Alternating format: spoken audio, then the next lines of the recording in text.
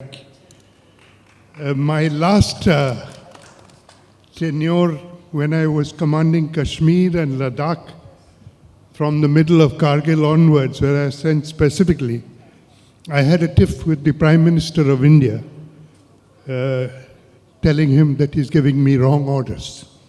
I got into trouble over that, but he was graceful enough to accept my point of view. So I'm going to leave it at that, except to say that I'm from the Assam regiment, worn uniform for 44 years, lived with people from all over the Northeast. I come from a regiment which has 523 ethnic groups. We've never had a problem between ethnic groups in our life. But we see it happening in Manipur. Shame on whoever was responsible for that. It's unforgivable. So enough from me, over to the ambassador.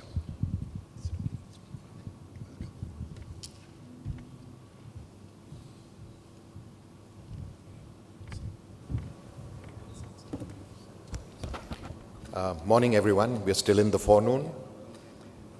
General Mukherjee, Mr. M.K. Narayanan, my old friend Shopan Das Gupta from my college days, Mr. Rajiv Singh,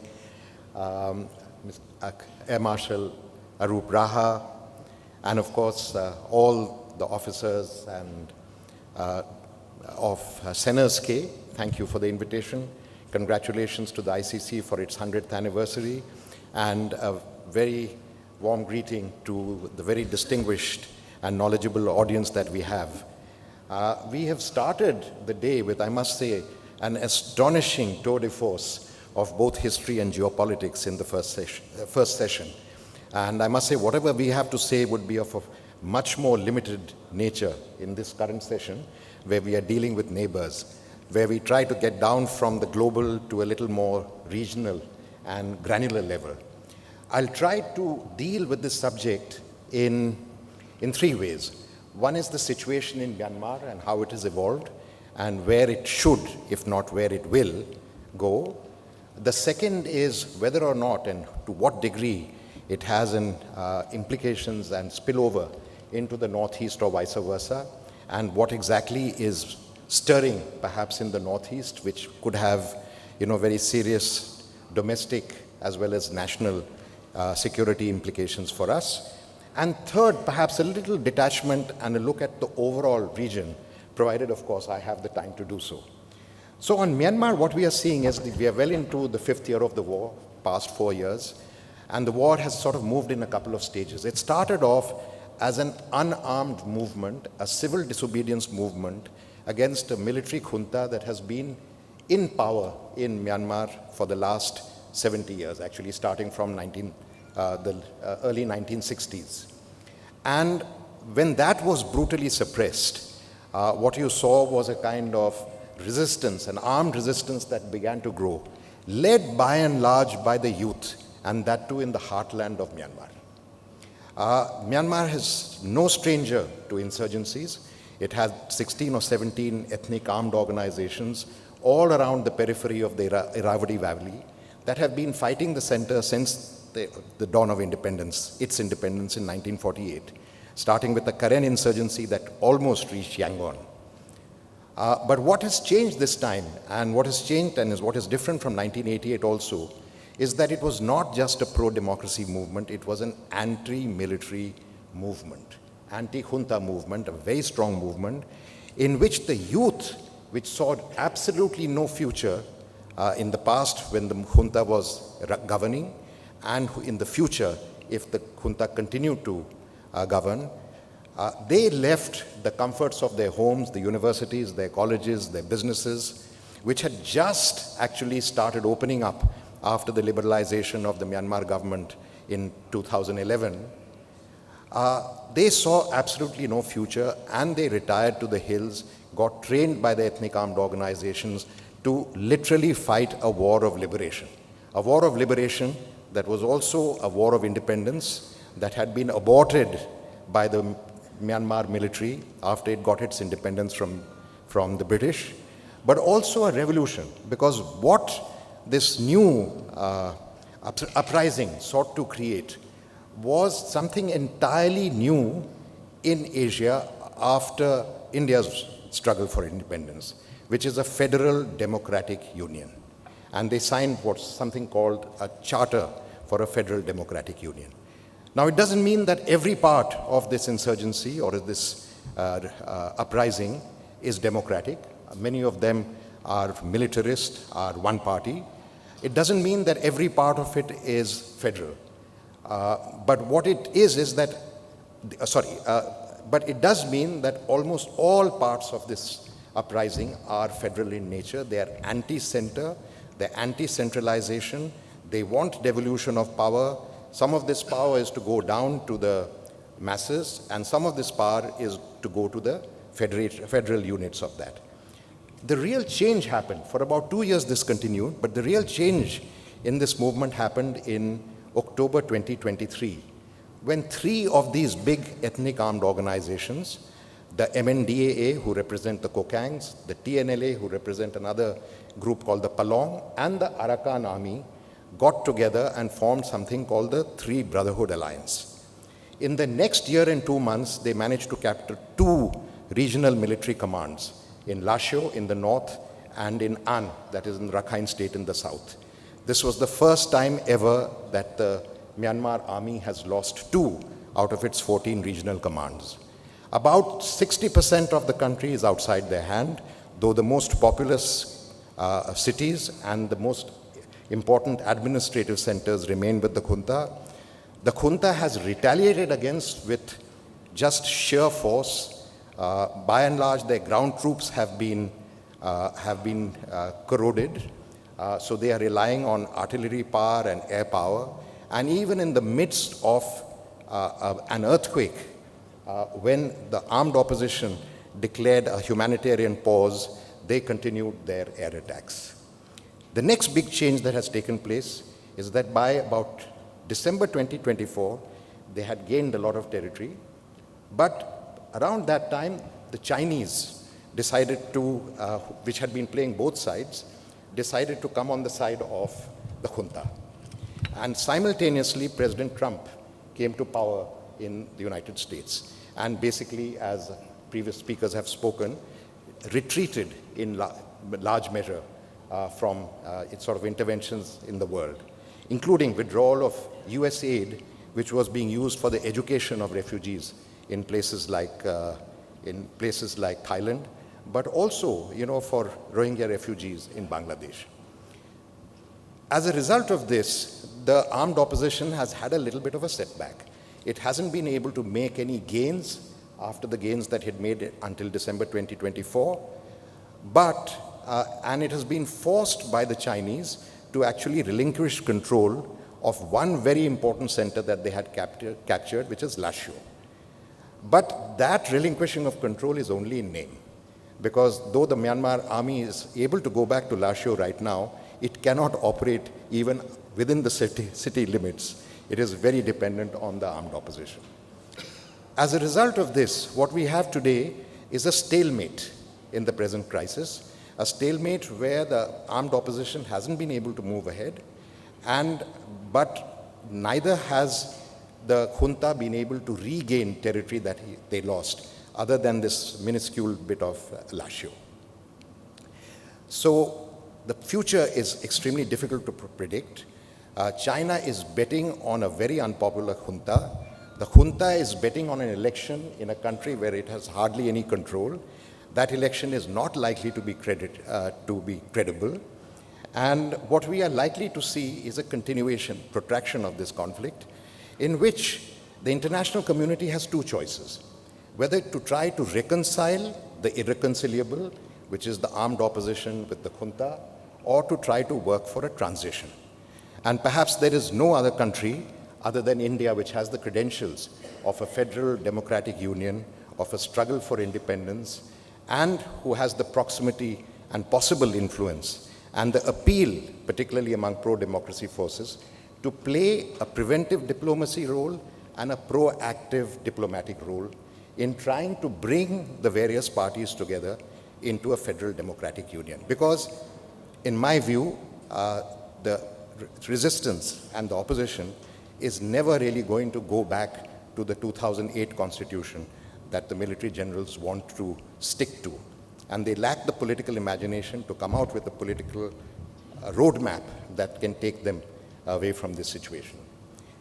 In the Northeast, I think unfortunately, we have been fed a very false narrative of illegal migration, of poppy cultivation, of narco-terrorists and terrorists, and many other issues. And these have been resulting in actually wrong policy choices. I think the decision to lift the FMR, the free movement regime, which actually brought stability to the borders, is going to, in fact, impact on the stability of the borders. Because whereas in the past people could move freely, relatives, kin, tribes could move freely from one side to the other side, and therefore had no particular compulsion or incentive to migrate, now by creating hard frontiers, you're going to force people to make choices in which they will have to go here or there, and no guesses as to who will want to come where. So in fact, if you think that you are trying to limit illegal migration, you're actually going to encourage illegal migration. The second point is that border fencing. As we know, border fencing has never worked anywhere to prevent illegal migration. The terrain in this area concerned, I think we have many military personnel here who know very well what the terrain is like. It is impossible to erect a fence, and already problems have started over the construction of the fence that are not just intra-ethnic or inter-ethnic, but also intra-country. And the very recent incident that took place in New Samtal is an indication of that. And my appeal to the central government would be to pull back from this kind of policies, because the large majority of the tribes that inhabit these frontier areas are tribes that lived on both sides of the border long before the British came and drew an artificial border which we have inherited. That means it is borders that are artificial, not people who belong to either one country or the other, but both. And so long, this practice of a free movement regime has kept the peace. The problem with introducing this border fencing and lifting of the FMR regime is that people who had accepted these borders will now begin to make revanchist claims. From our side, people will claim territory on that side, and there is no gainsaying that people from that side may claim territory on our side. Already in an area which is so riven with tribalism and factionalism and a kind of fractious society, where really in many ways several tribes, they don't really live together, but even if they're living together, live apart. This is a recipe for disaster. The real issues which are issues relating to devolution of power, relating to lack of good governance, marginalization of the hill peoples, for example, in the Northeast. And now you have a situation where refugees are testing the tolerance of people, for example, in Mizoram, where a kind of refugee fatigue is creeping in. And people are beginning to blame the refugees for a rise in drug trafficking, in petty crime, and so on, at a time when locals are being expected to absorb the burden of the refugee inflow. There has been very little assistance from the center. So the question is, who is at fault? The refugee who's literally on the edges of survival and who may have to sometimes resort to crimes that are undesirable, or the lack of a charitable government, whether at the state or at the center, that can provide for those refugees. This is not something new for us. It's something quite old. After all, in the Bangladesh war, we absorbed and we looked after 10 million refugees. We've looked after Tibetan refugees. We've looked after Tamil refugees. Subsequently, we looked after refugees from West Pakistan and East Pakistan. So what has changed? Have we become a harsher society as we have become more prosperous? And if I come back to the first session, is my country first a sound principle for international relations? My country first, America first, Europe first, India first, is actually a recipe for a Hobbesian world order, where only national self-interest matters. And within that national self-interest, we determine that those self-interests are either very narrow security interests or very narrow business interests. And this selfish kind of creed or doctrine of foreign policy is likely to lead us to a world in which we are going to be fighting with ourselves much more than anything else. Final word. In the last 3 years, what we have seen is a mushrooming of small conflicts in this area. In the Myanmar side, you have the Chins, you have the Arakan army. The Chins are divided. You have the KIA further up. You have the Zagain Forum of Bamas. You have the Arakan army, which is fighting with the Rohingyas. Somebody referred to the Bangladesh army and the CHT. You have the Rohingya issue. And then now, newly, we suddenly have problems mushrooming in the Northeast itself. Effectively, what we have created is a snake pit of petty conflicts, which are bound to have spillovers beyond where they are originally born. And this is the right time to step in and try to prevent it, not pour oil to that fire. Thank you. Thank you, Ambassador, for an excellent presentation. Over now to Mr. Jayantara Chaudhary.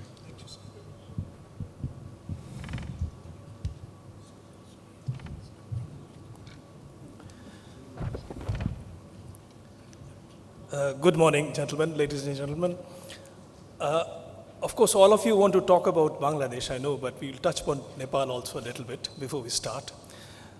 India's problem is that we are not surrounded by failed states. We are surrounded by failing states, states which are extremely fragile. M.J. Akbar had once used the term jelly state for Pakistan in his book. And I think jelly state now describes almost all our neighbors. They are going through crises, and then for a period they have a stable regime, and then again they get into another mode of crisis. Take the case of Nepal, for instance. 13 governments since monarchy was abolished in 2008. That's a record. I mean, you don't have changed so many governments. Right now you have a coalition government. KP Sharma Oli is leading it. He is going to switch with his partner in a few months. And in the middle of all that, he is facing a movement for monarchical revival. And there have been deaths while that movement was going on. The movement sputtered, then again has gained a lot of momentum. I think he's facing a huge, huge challenge on his face. And on top of that challenge is the problem that Nepal's economy is not doing too well, which no economy in the world actually is doing too well. That's a fact. But compounding it is China's huge debt, which they have forced Nepal to take. China's BRI program is all about giving Chinese companies a lot of good work to do at the cost of those countries. China will lend to those countries, and then those countries will buy Chinese equipment, Chinese companies, and get them to build whatever it is. Some of them are useless. Some of them really are not needed by those countries. A huge international airport in Pokhara, God knows how many passengers will actually land up there. The Chinese built a port in Pyra in Bangladesh. The port is not doing well at all, mainly because the mouth of the river from where the ships have to go to Pyra port, there's a huge problem there, and ships cannot cross that. This is where three rivers actually come together. So the ships cannot cross that natural barrier that you have there. So the Pyra investment was bad. I'm told that the Indian consul, the first Indian consul general we sent to southern Bangladesh, actually warned the Bangladeshis about it. But the Bangladeshis didn't listen because they thought the Chinese knew better. The Chinese perhaps knew better or did not know better. They did not have enough hydrological information, but they built a useless port in Bangladesh, and it's a dead investment. They're going to take over parts of the Mogla port, which was supposed to be for India, basically because they have built a thermal power plant at Paira, and that power plant has to be fed coal, imported coal. And the only way they can do it is bring it through Mongla. So that's as far as Chinese investments are concerned. Now, Bangladesh, of course, has been going through an extremely bad period. Since the July, or rather the August revolution, you know about the August revolution, the 5th August, Sheikh Hasina had to flee her country. And what we thought at that time was a student revolt turned out to be a color revolution. And the Islamists who were behind that have actually taken over. Professor Muhammad Yunus, who's a very controversial person as far as his Grameen Bank records are concerned, and as far as the -2 formula, which was proposed in 2007, when he was also again proposed as a possible consensus candidate for Bangladesh's presidency, but he was named the chief advisor, which means the head of state. His cabinet is full of people who have, many of whom have links with Islamist parties, or they hold dual citizenship. Dual citizenship means dual loyalties. So Bangladesh doesn't really have a cabinet which caters to Bangladesh. It caters to more than Bangladesh. Right now, we know about the Arakan corridor. I think Gautam Da did touch upon it. There is a proposal for an Arakan corridor, which will be a humanitarian corridor linking Chittagong with the Rakhine province of Myanmar. 90% of the Rakhine province is controlled by the Arakan army as of date. The Myanmar army is not there, but obviously the Myanmar army is shelling and fighting against the Arakan army on a constant basis. The Bangladeshi army, which has never fought a war since Bangladesh was created, they have done policing duties in Bangladesh or for the United Nations, does not want the Arakan corridor to exist. They fear that it will draw Bangladesh into a regional conflict. They don't want it. They have other causes for anger against the Yunus regime. An NSA has been set up. Some Islamist parties were encouraged to go on the streets and come out with slogans like Wakar, Hasnat, Hasnat Wakar, Hasnat Hasnat, which means Wakar should step down and Hasnat will be there. There was also a move which people talk about, which is not confirmed, that the Yunus government wanted to replace Mr. Wakaruzzaman with his principal staff officer. That is not, we cannot really confirm that. But there are rumors which are swirling as it happens in any country which is in a fragile state. Now, where do we come into all this? Our biggest fear is not the fact that there is a crisis in Bangladesh, which is something which should worry us. But what really, really troubles India and should trouble us is the fact that hundreds, more than 150 militants who belong to terror organizations, known terror organizations, were released during the student revolt. They were either released from jails by the students or after the so-called revolution, they were released from jails, and these people have not been brought back into those jails. They are regrouping, which is obvious. They have been seen in various demonstrations. Ansarul Bangla leaders, the leaders of Hizb ut-Tahrir have been seen on the streets of Dhaka, leading the various processions. Now, we have a record, a history of these organizations creating problem, mayhem, not only in Bangladesh, but also in India. So it's a problem for India, which Bangladesh can export. We have been facing till now export of terrorism from Pakistan. We may again, we have once faced it earlier. Calcutta itself has been a target of an attack, terror attack at one stage, not too far away. I think the American consulate was targeted at a stage. So we have a possible problem on our hands. So it's the old fear of a two-front security issue for India, which lies. So we have to be concerned about Bangladesh and what happens to Bangladesh. General Walker seems to be a person who is trying to calm Bangladesh down. He's trying to bring some kind of stability there.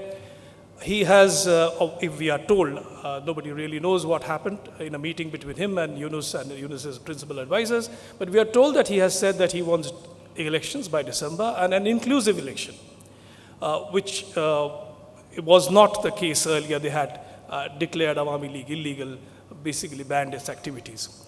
So he wants inclusive elections. He obviously also wants the army supremacy not to be played around with.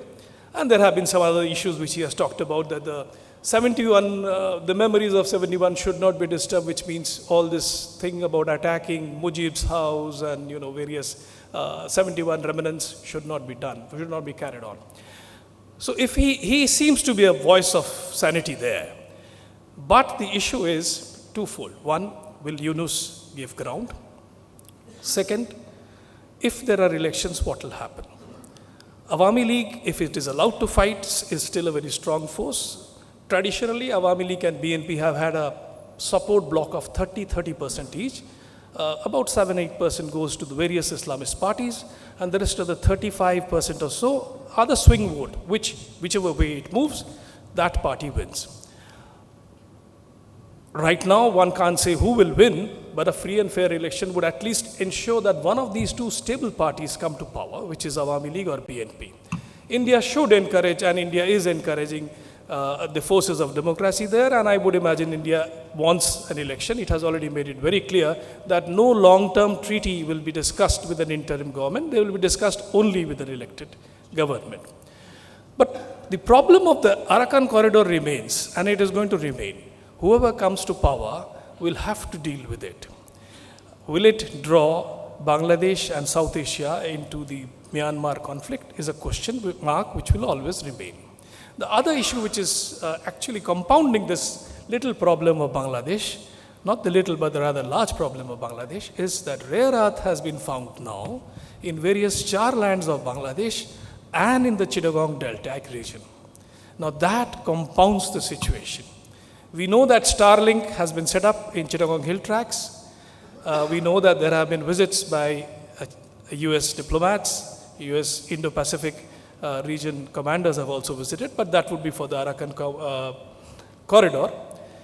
But US businessmen also have visited Bangladesh, Dhaka, in the recent past. Some of them are very close to the powers that be in the US today.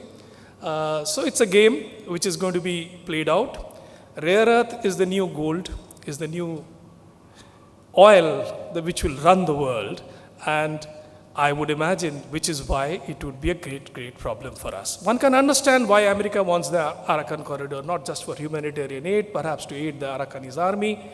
The Chinese have two ports, just as we have started building the Sitwe port. They are building two ports in the Arakan region, and the Americans would like to deny the Chinese the use of those ports for naval operations, just as they would like to deny the Chinese use of a Bangladeshi port, which the Chinese have built in Cox's Bazar, which can host not only frigates, but actually destroyers and submarines. That would be in American interest. Actually, it would be even in Indian interest for that matter. But the issue is not just of China. It's a larger issue. And India, as a regional power, has to watch out not only the activities which its northern neighbor is now undertaking in Bangladesh, but others too. I would like to rest my case. I'm not going to give prescriptions of what India should do or not do. Bangladesh still remains a good business opportunity, despite the fact that its factories have been burned down. Its economy is right now in a little bit of a bad shape. I would say it's almost in tatters, but still, compared to Pakistan, it's a better market for us. And that was proved by the fact that we actually increased our trade during the last 15 years of Awami League government, when it was a very stable situation. I think that can expand further. It's a growing market. It's going to be the market in South Asia for us to concentrate on. But to be able to do that, we have to bring stability back into Bangladesh, and best way of getting stability back is encouraging democracy. Thank you.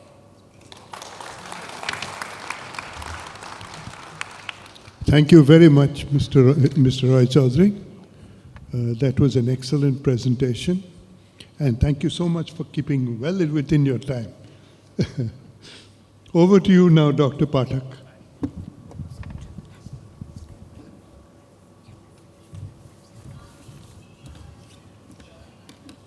Thank you, Chair. Thank you, seniors. Thank you, ICC. Thank you for having me on board and for having this extremely pertinent discussion at this juncture. Now, I want to speak about India-China relations and the way forward.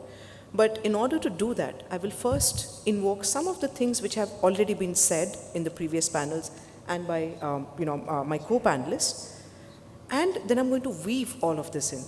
The India-China relationship has always been marked by a very complex interplay of cooperation, competition, contention, and this has now become further complicated by China's responses to India's Operation Sindoor. But before I get into what has been China's responses to India's Operation Sindoor, I want to go back to the 1970s. I think during the previous panel there was a question about why can't India think of a paradigm shift in its relations with China. When the world was thinking about how to theorize conflict and cooperation, and a lot of these theories of international relations came up, realism and neorealism became the dominant paradigm to understand why states go for conflict. Now, Keohane and Nye, Joseph Keohane and Robert Nye, in the 1970s, they spoke about complex interdependence and as to how economic cooperation can pave the way forward for cooperation and keep countries away from conflicts. However, in the current epoch of history that we are living in, there's also illiberal trade, there is debt dependencies, because of which certain sovereign states have had to lease out their territories for 99 years. So even economics has become a paradigm for conflict and contestation. Now in this example which I just mentioned, there is an echo of China. This becomes a key consideration when India thinks of a paradigm shift. How and why? I'm going to weave this in as well. But just to tell you as to why would China even care about India or India's economic growth, let me give you one statistic which I just read before today. India's business activity has risen to a 13-month high of 61.2 in May, and this has been shown by the HSBC Composite PMI. India's economy continues to shine in May with business activity index or composite PMI climbing to a 13-month high of 61.2 compared with 59.7 in the previous month, despite the India-Pakistan conflict, despite the fact that there were imaginations that there would be a negative impact on operations for certain firms, etc. Now, India also is the fastest growing major economy in the world right now. It's no longer China. So it is of a consideration for China. How and why? Again, I'm going to come to it. First point, what has been China's stance to India's Operation Sindoor? China expressed regret over India's actions, calling for both India and Pakistan to prioritize peace and to avoid further escalation. The Chinese Foreign Ministry stated, and I quote, "India and Pakistan are and always will be each other's neighbors. They're both China's neighbors as well." This was an attempt to try to signal a neutral stance while reaffirming support for Pakistan's sovereignty and counterterrorism efforts. Now, to begin with, China refrained from calling the Pahalgam attacks as terrorist attacks. Furthermore, following the attacks, China's Foreign Minister Wang Yi stated, "China fully understands Pakistan's reasonable security concerns and supports Pakistan in safeguarding its sovereignty and security interests." It's pertinent to note that China did not issue any such statement for India, the victim of the terror attack, but instead issued one in support of Pakistan.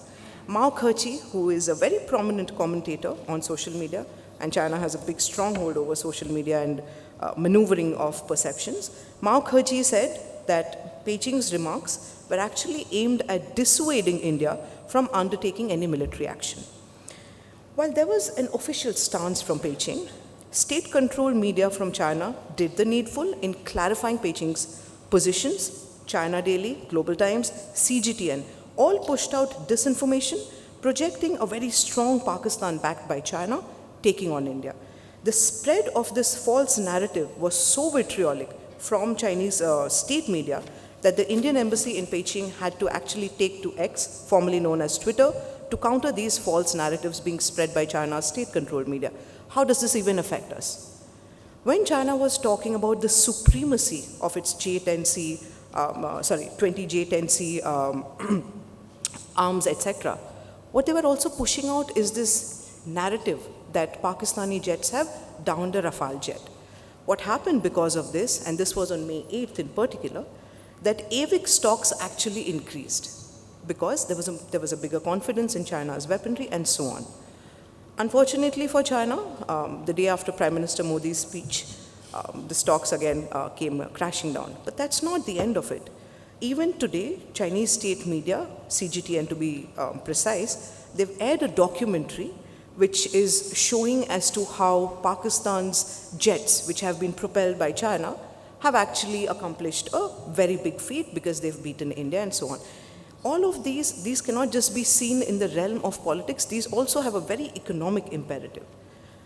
Now, China has, of course, supplied more than 20 billion worth of arms to Pakistan. This includes the 20J-10CE, Wing-Loong, missiles such as the Hongqi HQ-9P, surface-to-air missiles, among a long list of others.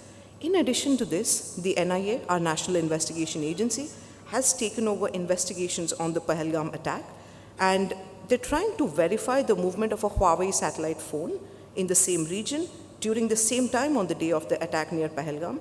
Huawei is, of course, as we know, a Chinese company whose products are banned in India.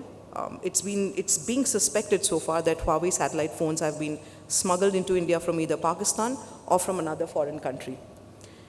Okay, what do all of these things mean? Since the 2020 clash between India and China, relations have been strained, but then a border patrol agreement, the disengagement in October 2024, seem to signal that there's going to be a thaw. High-level engagements, including the Prime Minister Modi-Xi Jinping meeting at the BRICS summit in Russia, they emphasize that restoring trust and cooperation is important.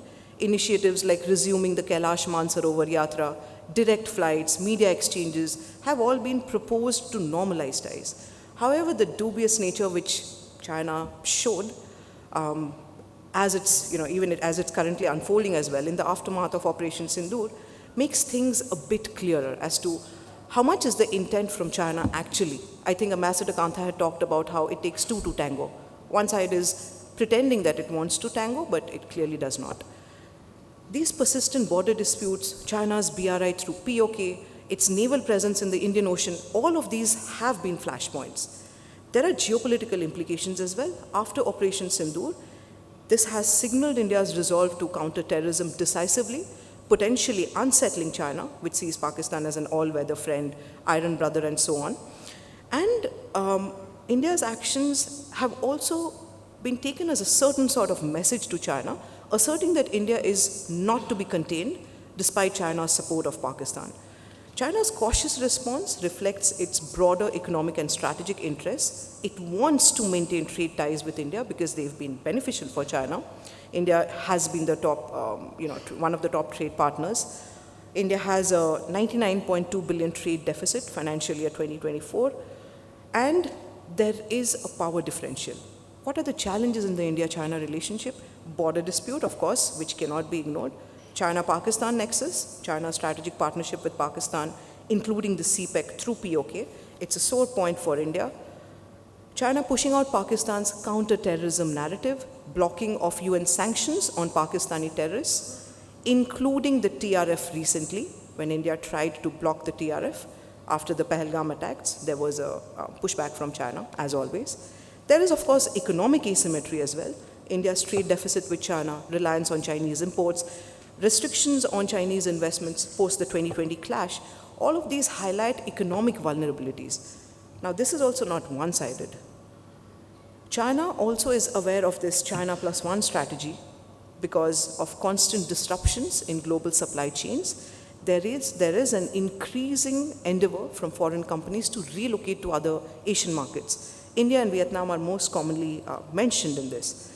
Now, to prevent the Indian economy actually leveraging the China plus one strategy, China has done certain things, and I'm going to mention just one example. This year, when Foxconn laborers, Foxconn from Taiwan, when they wanted to start their operations again, there were a lot of Chinese laborers as well who were working. They were back in China. But then when they were called by Foxconn back to work in India, the Chinese government did not give the requisite permissions to fly or to travel. So again, this is a very tacit way of trying to block India's further economic rise. In addition to this, there has been a trust deficit, the 2020 Galwan clash, China's downplaying of border issues, and the current stance that it has shown after the India-Pakistan conflict. All of these erode trust. Operation Sindhu's regional ramifications also further is being taken by China as being seen as something which is unacceptable. What does India do? One thing which we need to remember is that there is a certain Chinese saying, and as much as we might like to think, our personal cultures become a part of our strategic cultures. There's a particular saying in Chinese which says that one mountain cannot have two tigers. The one mountain would be Asia, the two tigers, one, the existing one, of course, China, and the other one which is trying to emerge, which would be India. It's called Ishan Purong Arhu. This is going to continue because if there's a moving away of the supply chains from China, particularly to India, which is seen as a country which has a power differential with China, that's not going to be acceptable. How does China really stop that? It cannot do it directly. Other proxies would be created. I think during the previous panel, as my co-panelists also spoke, there are multiple flashpoints within South Asia. One needs to check how much of support there is from China. There is always a China hand in all of these. It's easiest to keep India restricted to its periphery. Any country or region which needs to economically grow needs a stable periphery. Be it Japan, be it China, be it the US, be it the EU, all have had relatively stable peripheries. Ensuring India doesn't have a stable periphery by constantly evoking conflicts, wherein India's, economic budgets have to focus on stabilizing issues or diplomatic focus has to go in, that augurs well for a country which would not want another tiger to emerge within a certain area. What does India really do? There are multiple things which India is doing with other countries, basically implying issue-based cooperation. But there are certain challenges and consideration. Balancing non-alignment is a challenge. Over-alignment with the US or Quad risks alienating Russia, complicates India's ties with the global South, many of which rely on China economically. That's one challenge which India needs to figure out. Economic dependence. This $99.2 billion worth of trade deficit is unsustainable. Reliance on Chinese imports such as electronics, APIs, they require gradual decoupling. One also has to think about China's retaliation because overtly anti-China moves could escalate border tensions or prompt economic coercion. Then there are regional sensitivities as well. Partnerships with Vietnam or Taiwan have to be discreet to avoid antagonizing ASEAN's China-leaning members like Cambodia. What one could think of is continuing to use BRICS, SCO, and G20 to engage diplomatically while building coalitions with like-minded nations so as to keep in check China's unilateral moves. The path forward is difficult. I think there was a mention of Israel in this context previously. Israel is one country which has a strategic relevance for India because it's a leader of defense and cybersecurity. It has similar concerns on China. India has those concerns in South Asia about China. Israel has those in West Asia. Potential collaboration areas are defense, cybersecurity, agriculture, and water. I think India should consider these and should keep moving forward. To keep China in check, there has to be a deepening of partnerships with the US, issue-based cooperation again, US, Japan, Australia, France, Vietnam, UK, South Korea, Israel. Consideration of other regional partners like Singapore, Indonesia, Sri Lanka, Maldives, Taiwan will also take India a long way forward. And these collaborations have to continue focusing on defense, technology, trade, maritime security, leveraging frameworks as the Quad, as watered down as it may be, but it still exists, the IPEF. Balancing strategic autonomy with robust coalitions, I think would be the way forward. And I'm going to end it here. Thank you so much for your patience.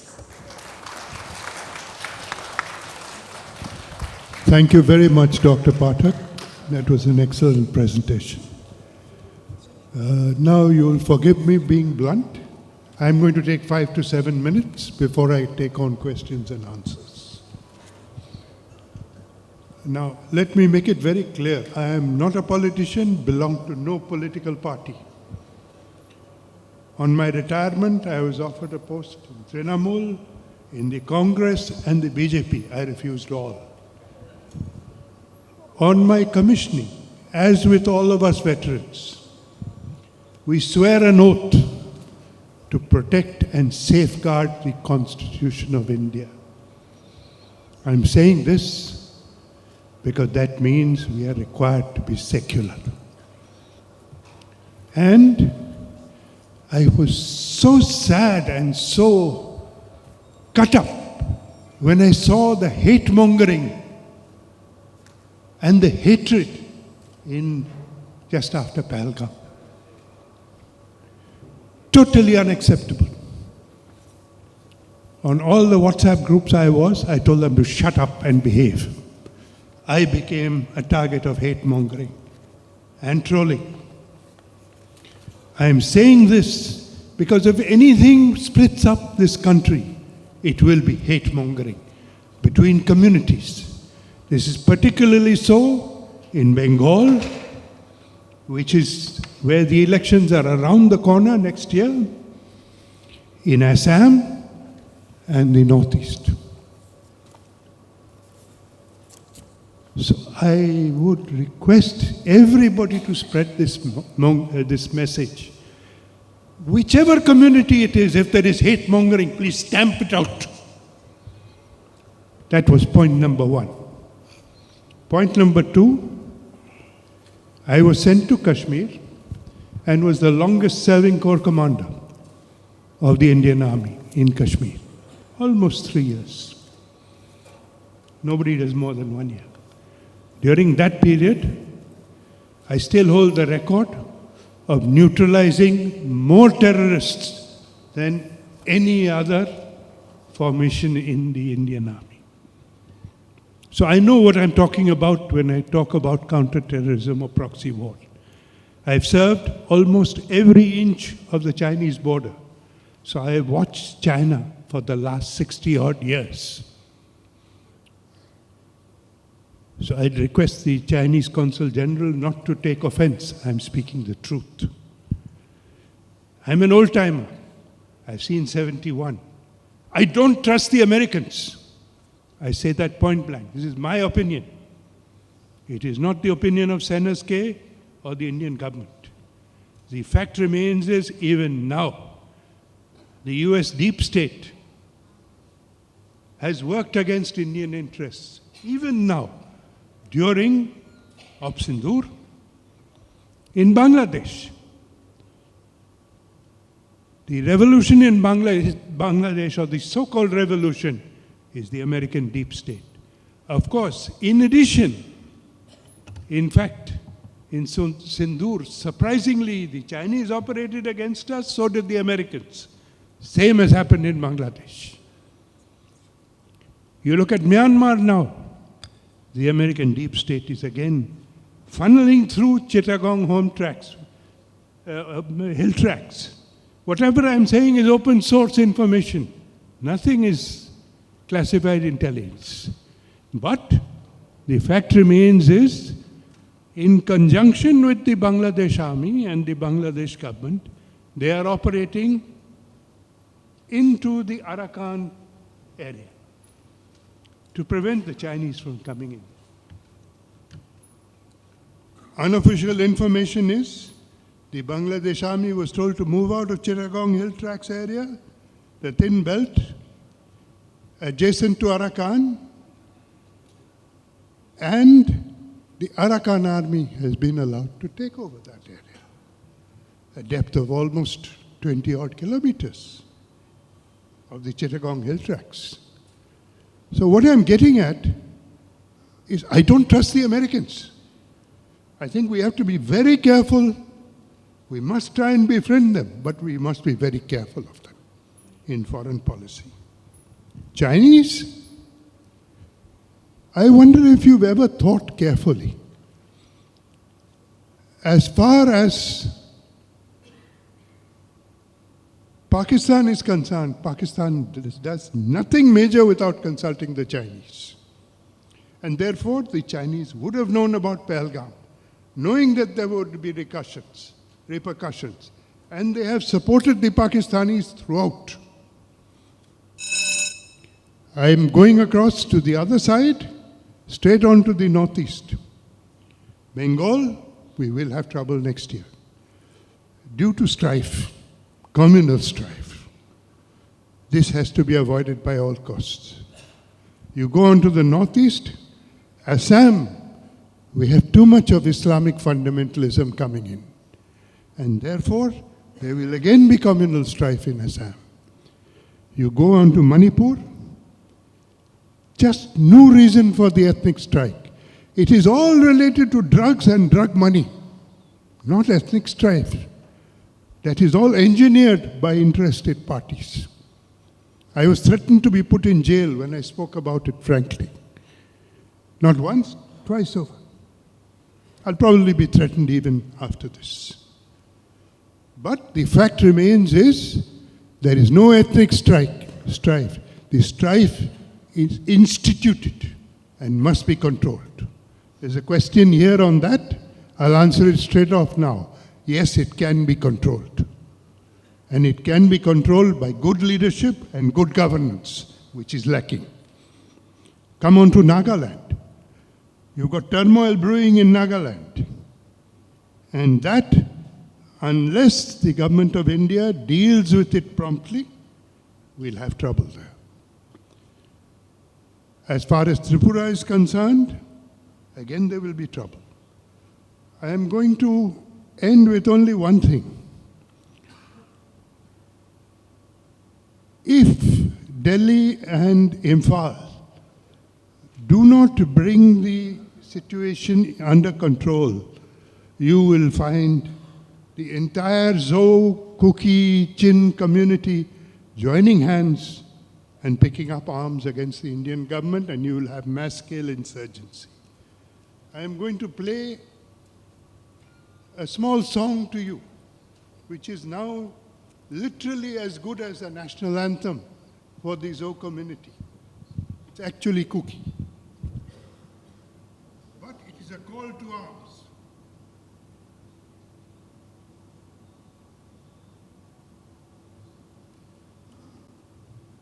Sorry, I'm going over.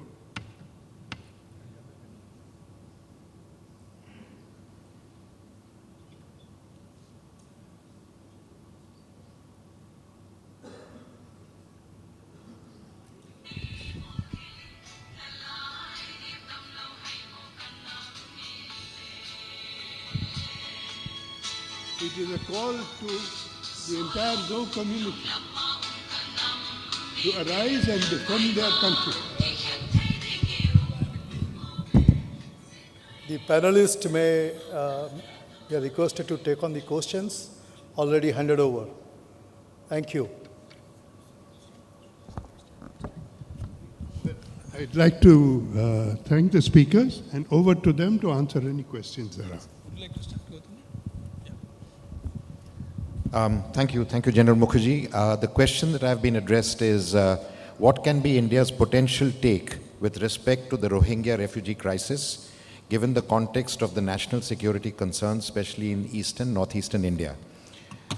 So let me answer that in this way, that there are elements and organizations amongst the Rohingyas that should be of national security concern, but it does not necessarily apply to the Rohingyas as a community and as a whole.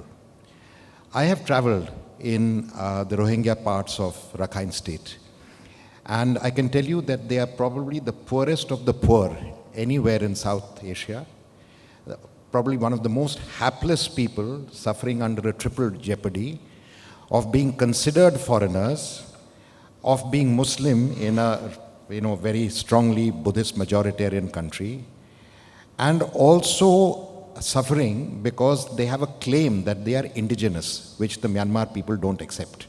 Myanmar people means Rakhine as well as Bama people simply don't accept. They were hapless to the extent that they would be willing to sell information to the Myanmar military just to be able to get basic social services like education and health. This was the period until 2017. In 2017, some militant acts took place against the Myanmar border guarding forces. As a result of the retaliation, close to 700,000 Rohingya refugees moved into Bangladesh, adding on to a 250,000 refugee population from before. So you created a hotspot, you created a situation in Bangladesh where 1 million people were packed in these fetid refugee camps in a country where Islamism and radical Islamism was growing, aided and abetted by elements from particularly Pakistan, but also other parts of the Islamic world. In other words, you created a potentially terrorist backdrop in which this could develop. And post-coup, what you have is a situation now in which many of these Rohingya organizations have gathered together to oppose the Arakan army and are trained and are fighting the Arakan army. So it's not a simple answer. But by and large, I would say the threat to India is highly exaggerated and deliberately manufactured. And if there should be a threat, it should be addressed to the elements, the individuals, and the organizations that are concerned, not to a people as a whole. I will request the panelists to give the response a bit brief. Thank you very much. Right. Thank you. I think Mr. Shobhik Ghosh has asked a couple of questions. What will be the major impact and concern to India if China revives the Lal Monir Hatt airport? There's been a lot of talk about it. There have been news reports about it. But frankly speaking, Lal Monir Hatt is an airstrip which was built during the Second World War. It is to transform it into a major airport is going to take a lot of money and a lot of time. It's more a red herring to us to kind of tease us than actual a danger. Because Bangladesh knows if Lal Monir Hatt were to actually become a proper airport, posting of jet fighters or whatever, it's going to be something which India will not take too easily. So I don't think they're going to do it, but it's going to remain there. It's going to be irritant. The other question is, do we have to be bothered about Bangladeshi infiltration into India? Well, there has been infiltration in the past, and there will continue to be infiltration. We will have to have better border controls. That's all that I can say on this. No use delving on this issue. Professor Amit Ray has asked about anti-India attitude and how that could hamper trade. Yes, first of all, let's understand that the percentage of Islamists, those who support Islamic parties in Bangladesh, is actually very low. Traditionally, the Jamaat-e-Islami Bangladesh has got just a 5% share of the vote. It has never been a major party. All the other smaller parties together have never accounted for more than 8% of the Bangladeshi vote. Only once it was 12%, and that was because it was in collaboration with BNP, and BNP had given them that many seats to fight for. So the votes were actually BNP's votes. Anti-Indianism in Bangladesh, yes, any major neighbor, any major country will always have neighbors who have some feeling against them, or maybe call it sibling rivalry, call it whatever. But real in-depth anti-Indianism, yes, there is a certain section, but it's a smaller segment. So consequently, I don't think it's going to be the attempt, to foster anti-Indian feelings, to call for a trade boycott in Bangladesh against India have never really worked. It hasn't worked till now, and I don't think it's going to work. The third question is from Anjana Dikshit. She is saying, can India engage with Islamist groups? I think India, there are better persons here who could talk about it. I think India has engaged with Islamist groups, including with Jamaat-e-Islami. I know that Jamaat-e-Islami delegations have visited Delhi post August 5. So we are in engagement with them. Can we do business with them? If it's required, I guess India will do business with them. But I have my doubts about whether the Jamaatis or the other Islamist group will take control of Bangladesh for a long period of time. Thank you. Yes. So I've got three very interesting questions. I'll quickly answer them so that I don't take too much time. The first one is on the disengagement. One needs to understand that disengagement is in Depsang and Demchok. There are other areas in which the conflict continues. The armies of the two sides still hold their ground. The agreements which we had last year was basically related to restoration of patrolling rights. But unfortunately, as we can see in open source news, etc., not all of the patrolling rights have been restored so far. Now, gaining patrolling rights is different from regaining territory. Now, the question which was asked to me is that why have we claimed that China did not enter even an inch of our territory? The agreement and the wordings of it last year are mostly on restoration of patrolling rights. We have not said yet that all of it has been restored or we are back to the pre-2020 situation. We're still not back to the pre-2020 situation, so that's not going to happen. The second quick question, again, is basically on, after Operation Sindoor, will we see a treaty of peace, friendship and cooperation between China and Pakistan? Well, China and Pakistan are anyways all-weather friends, and they use all those rosy terms such as higher than mountains, deeper than oceans, and all sorts of those things. But the fact here is, China is a rational state. As per any IR theory, every state is a rational state, and one needs to understand its reasons. What does China get out of Pakistan? Pakistan is surviving on IMF loans and China's largesse. What is it really gaining out of it? Pakistan uses non-traditional security threats or terrorism. It is very difficult to ascertain whether it's a state actor pushing it or not. We have produced all sorts of evidence, but then China still keeps asking us, give us evidence, give us evidence. And that's what it does at the UN's 1267 committee, saying India hasn't produced evidence. Very smartly, it leverages Pakistani-sponsored terrorism because it's non-traditional security threat. It's difficult to prove that a state actor is actually at play. That's why it's called non-traditional, because it's not between two states. China would continue doing this. China wants India's markets because now there's a problem with the US. There are tariffs which are coming crashing down on almost every country of the world, particularly on China. China would need India's markets. A market which is almost at 6.7 and is the fastest growing major economy. So it would not directly do something, but tacitly it will continue doing this. I think for India it's pertinent to understand that where the tacit lines actually are. The third question is basically on what are the implications for India if Afghanistan joins the CPEC. I understand that there have been certain meetings between the foreign ministers in the last few days, but this is not new. This had happened also 4 to 5 years ago. And China and Pakistan basically had offered Afghanistan to join the CPEC. It didn't fructify. Will it fructify now? Even if there is willingness, Afghanistan will also think of the facts that it has issues with Pakistan. I think Afghanistan also 3 days ago was using non-kinetic means of trying to stop water to Pakistan. The relations are not all hunky-dory between Pakistan and Afghanistan. Now, what matters for Afghanistan would be if it sees China as a better partner or India.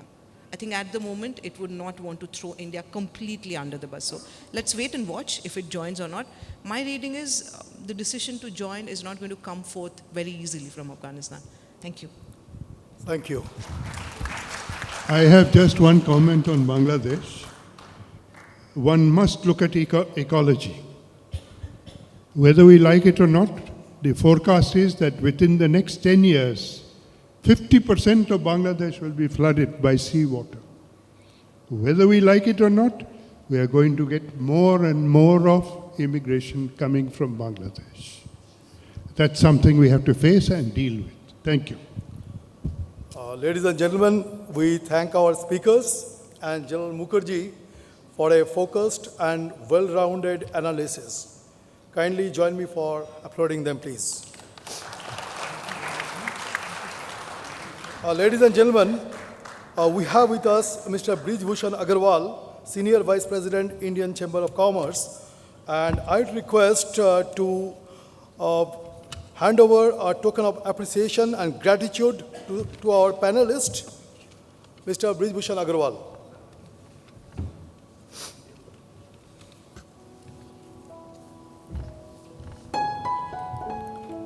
Our panelist, please.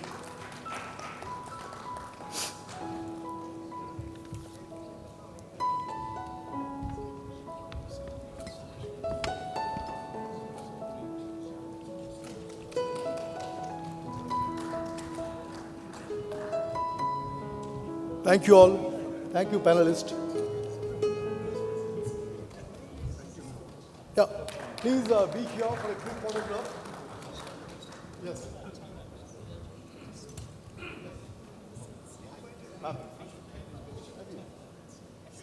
I think everybody behind already. Please come.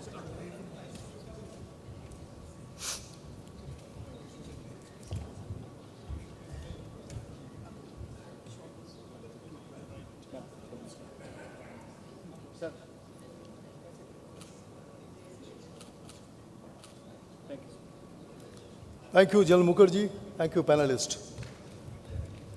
Well, the global and regional geopolitics and security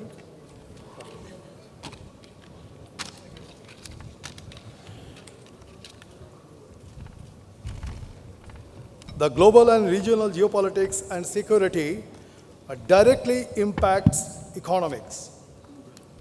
Therefore, our third session is trade and geoeconomics. And the session will be moderated by Dr. Rajiv Singh. I will request Dr. Rajiv Singh, Director General ICC, to please take the stage.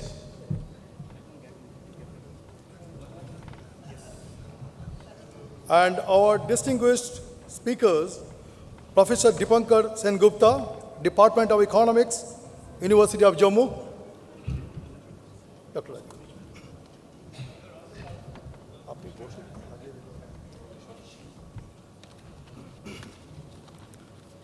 Yes. Mr. Rupendra Narayan Roy, founder and CEO of Sumantrana Management Consultants, LLP, and Mr. Brij Bhushan Agarwal, CMD, Shyam Metallics and Energy Limited, and also Senior Vice President, ICC. I will request the panelists to be brief and pointed. We have got a little short on time, and we will have the final session with Mr. M.K. Narayanan, our former Honorable Governor of West Bengal, and NSA. Please keep your deliberation brief and pointed. Thank you all very much.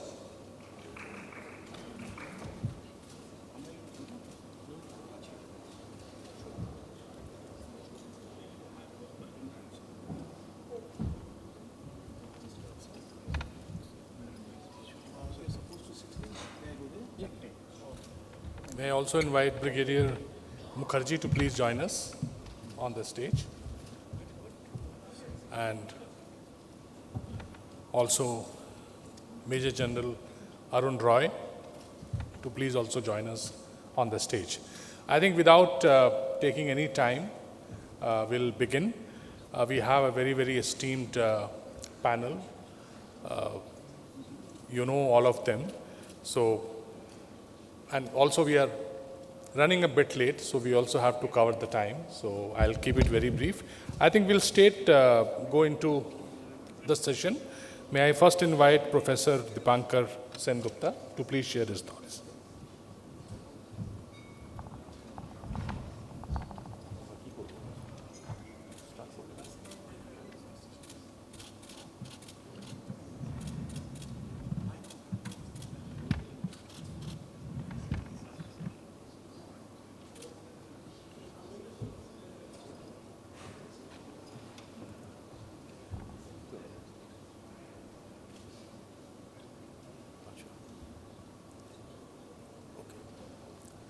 Thank you very much, Rajivji.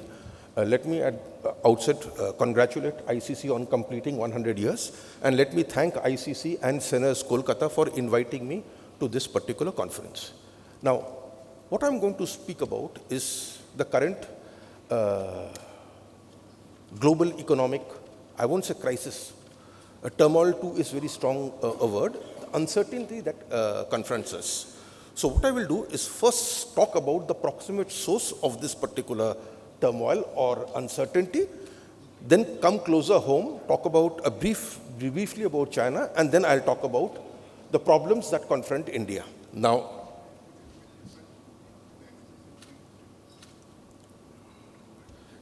the proximate source of this turmoil is, we know, that the tariffs imposed by the United States, spurred by the so-called continuous deindustrialization of the United States.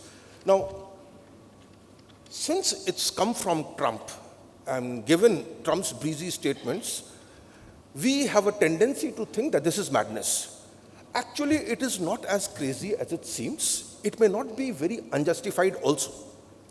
The fact is that this was proposed about 3 decades ago by Ravi Batra, and Ravi Batra is quite a reputable professional trade theorist. We've read textbooks by Ravi Batra, and what Ravi Batra asked was far higher tariffs. Trump has a baseline 10% tariff for every country, plus the reciprocal tariffs. What Batra said, 40% tariffs across the board. What Batra asked for was the following, that if the Japanese want to sell cars in the United States, they must set up capacity in the United States, which is not very different from what Trump is saying. So Trump is saying if foreign companies want to sell their products in the United States, let them manufacture in the United States. Of course, Batra's predictions, Batra said this because he thought from 1973 onwards, there had been a decline in the real wages earned by Americans, particularly the laboring class. And he felt that this was due to international trade.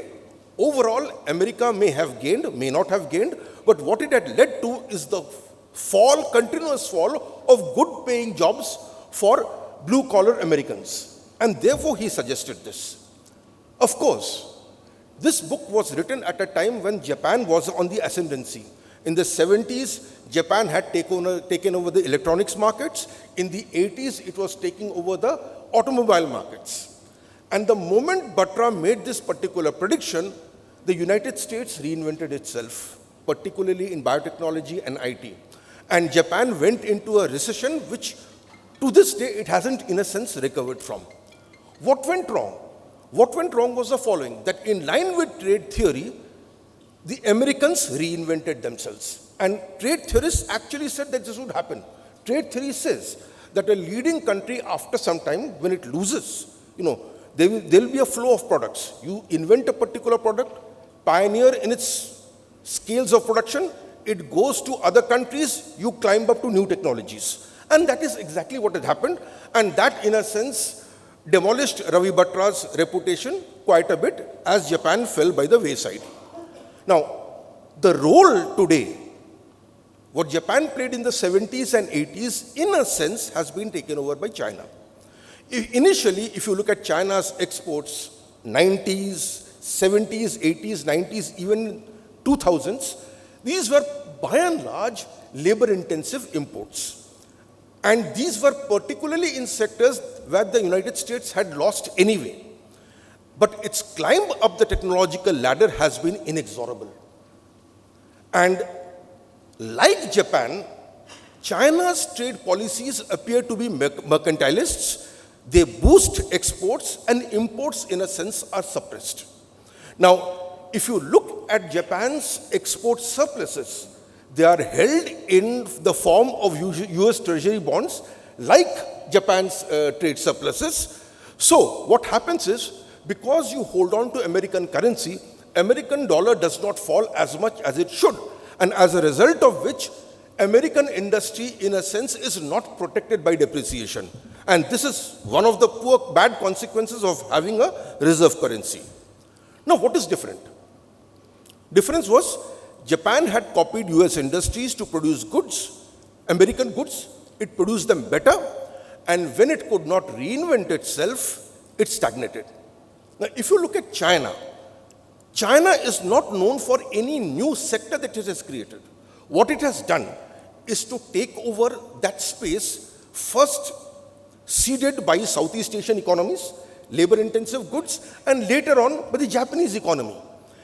The electronics markets, the Chinese have control over, in a sense, you can say, were pioneered by the people, by Japan.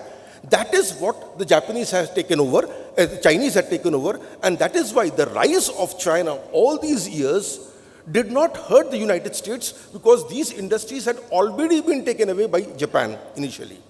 Now, what is different? The difference is basically in the scale. The ability of the Chinese to produce a particular good, the moment the proof of concept is generated, is phenomenal. Now, this is, of course, due to the creation of an industry and technology system and investment in human capital. When I visited China first in 2005, I visited automobile manufacturers in Wuhan, And the French were quite contemptuous about the quality of Chinese engineers, openly and before the Chinese. That is no longer the case. As recently as last year, I think Tim Cook made a statement that all this talk about poor human capital from China is a thing of the past. He said that if I want to do a workshop on a critical technology, I am able to fill a hall like this without any problem at all. I just have to put it in a WhatsApp group. He said in the United States, it's impossible to get that many engineers even if he offers lunch. So all this talk about Chinese engineers being subpar is now a thing of the past and has been a thing of the past for quite some time now. Now, so what has happened is the following. Whenever new technologies come up from the United States and the European Union, they don't have the breathing space to reinvent themselves, because once the technology is known, the Chinese are extremely adept at making it at vast scales and therefore at very competitive costs. Now, what is the problem? The problem is the limitations of the domestic market. In the 60s and 70s, the Japanese had domestic income doubling plans, which increased the size of the local market. And therefore, much of the demand came from the domestic market itself. Now, the Chinese have not done no such thing. They have depended on exports to drive growth. Now, it works well when you're a small economy. But when you become a large economy, a $19.3 trillion economy compared to the United States, $30.5 trillion, you are no longer a small economy. And your ability to export to the rest of the world without limit becomes compromised, and your growth rates are also affected. Now, if you look at its strategies to boost growth, you will see a lot of odd things. And one of the odd tactics is basically the Belt and Road Initiative, which actually is a tool to utilize domestic capacity. What is the problem with that? The problem is the following. After some time, these countries who have been the recipients of this particular largest may turn around and say that this debt we have been encumbered with is actually odious debt, and therefore we do not have the obligation of paying you back. And if that happens, and these things don't happen in isolation, they happen in waves. And if it happens in waves, there will be consequences for the Chinese economy. Now, how is India impacted? When India liberalized, India did not do so with all its engines firing.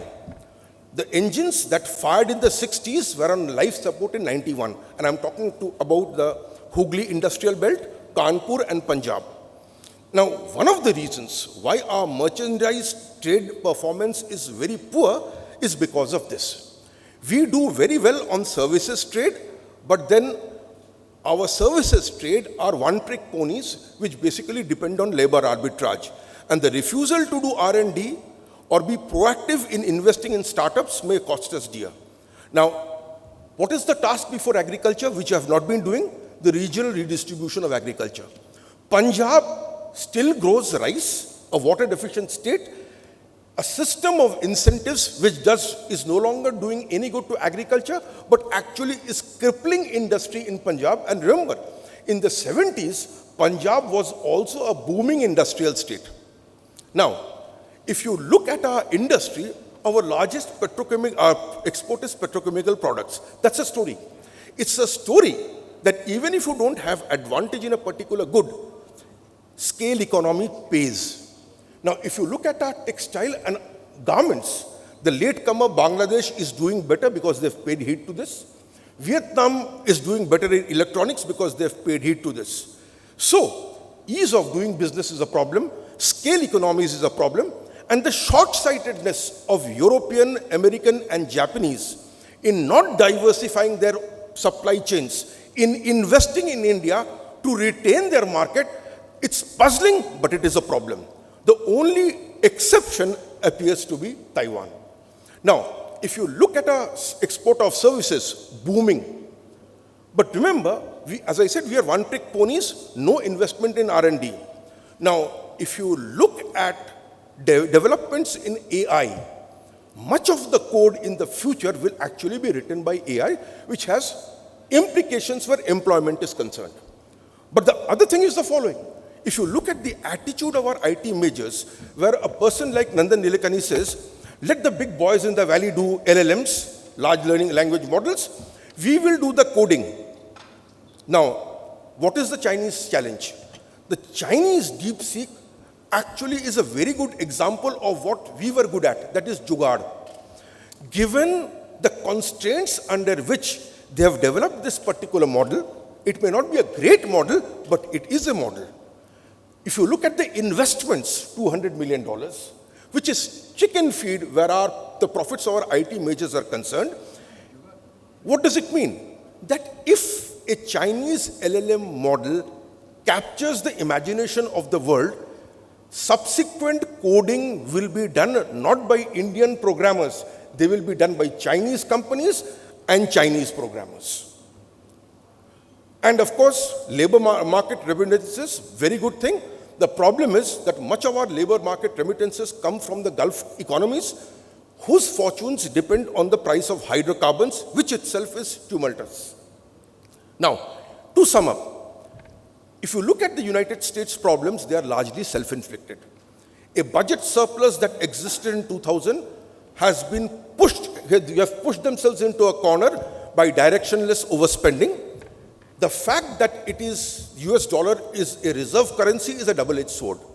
You finance your imports by printing money, but it does not give you any insulation by depreciating when it comes to importing your industries. China's unwillingness to boost domestic purchasing power forces it to rely on its export engine, which diminishing returns, the consequence of which we are feeling. And the reluctance of OECD economies to diversify their supply chains, I think, is puzzling. The unwillingness of Japan's electronic firms to invest in India and try to take back some of the market share they've lost, it cannot be explained. And India's inability to push reforms in critical regions and critical sectors. This is, I would say, agriculture is one. Ease of doing business is also one. And the unwillingness of our IT majors to invest in critical technologies ensures that we remain susceptible to global uncertainties. Now, the problem is, we do talk about reform. The problem is, we are comparing ourselves to what we were 20 years ago. That's not good enough. We are not competing with an India that existed 20 years ago. We are competing with our existing competitors, countries like China. And it is with them that we have to compare ourselves. That is something, unfortunately, India's bureaucracy has not been able to do, and the consequences will be felt a few years from now. So let me end out here. Thank you very much. Professor Sengupta, thank you for excellent update on how various countries are shaping their economies and what are the lessons for India. We now move on to our next speaker, also past President, Mr. Rupen Roy.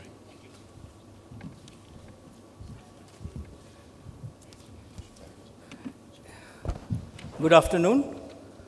The chairman and moderator of the session, Dr. Rajiv Singh, Mr. Narayanan, and dignitaries on the dais. And very good afternoon to all of you, ladies and gentlemen. I have been asked to speak on security, disruptions, conflict, and what is the impact on our economy. But before I do that, I was provoked by my learned friend. He said two things which I would like to respond to.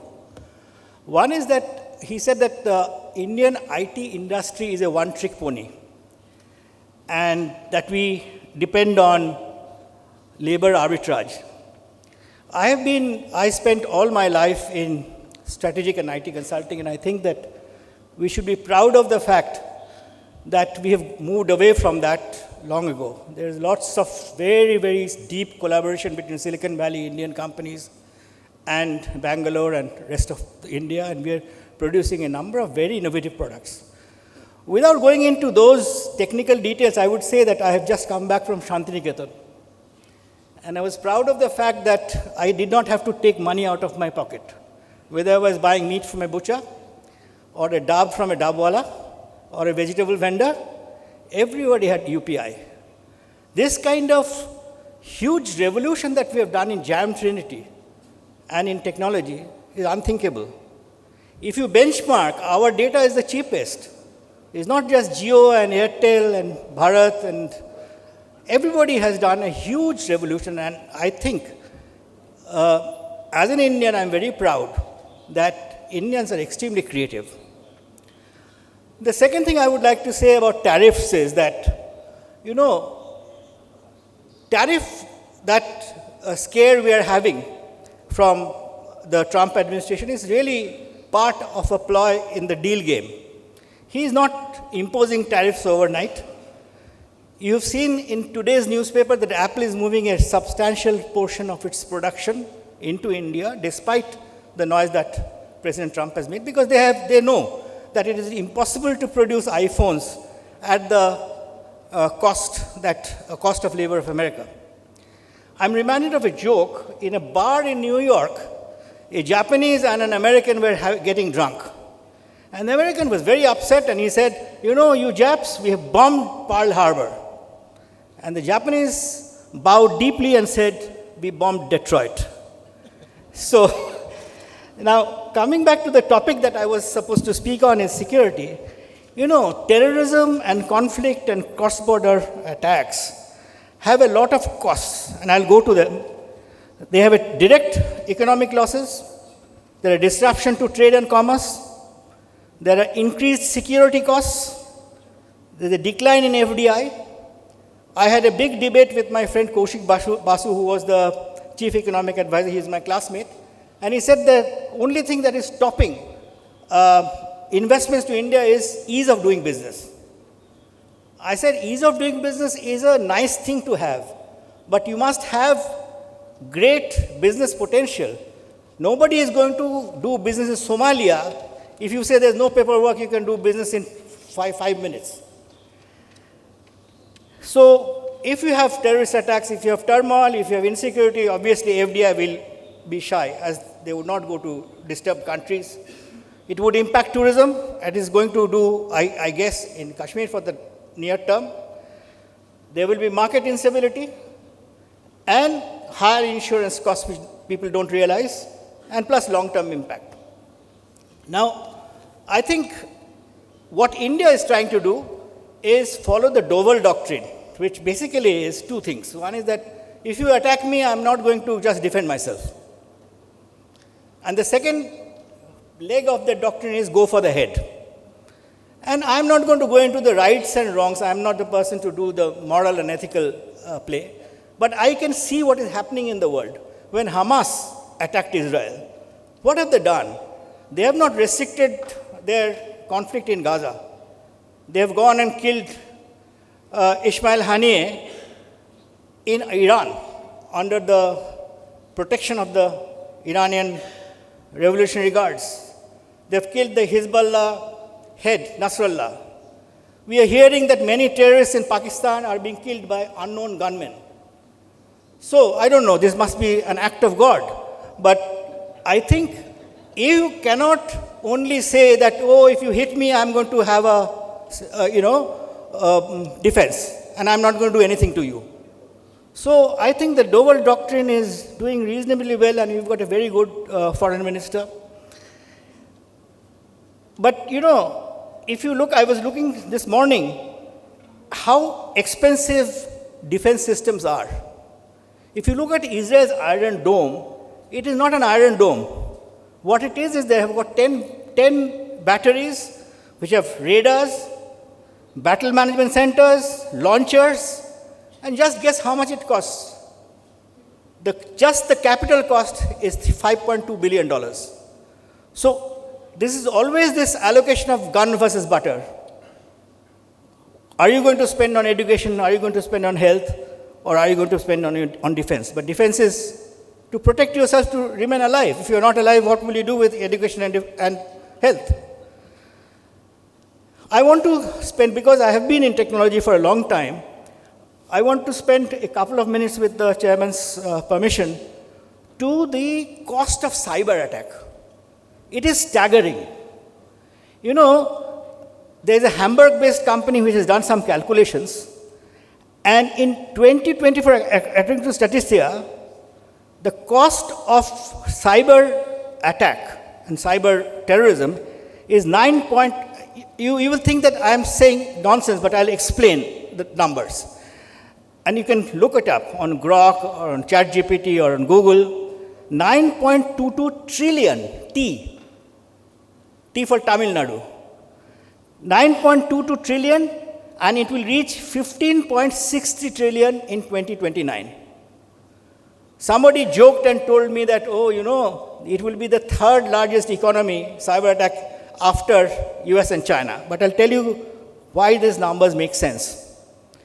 Because China is about a 19 trillion economy, US is a 30 trillion economy, we are about 3.7 going to 4.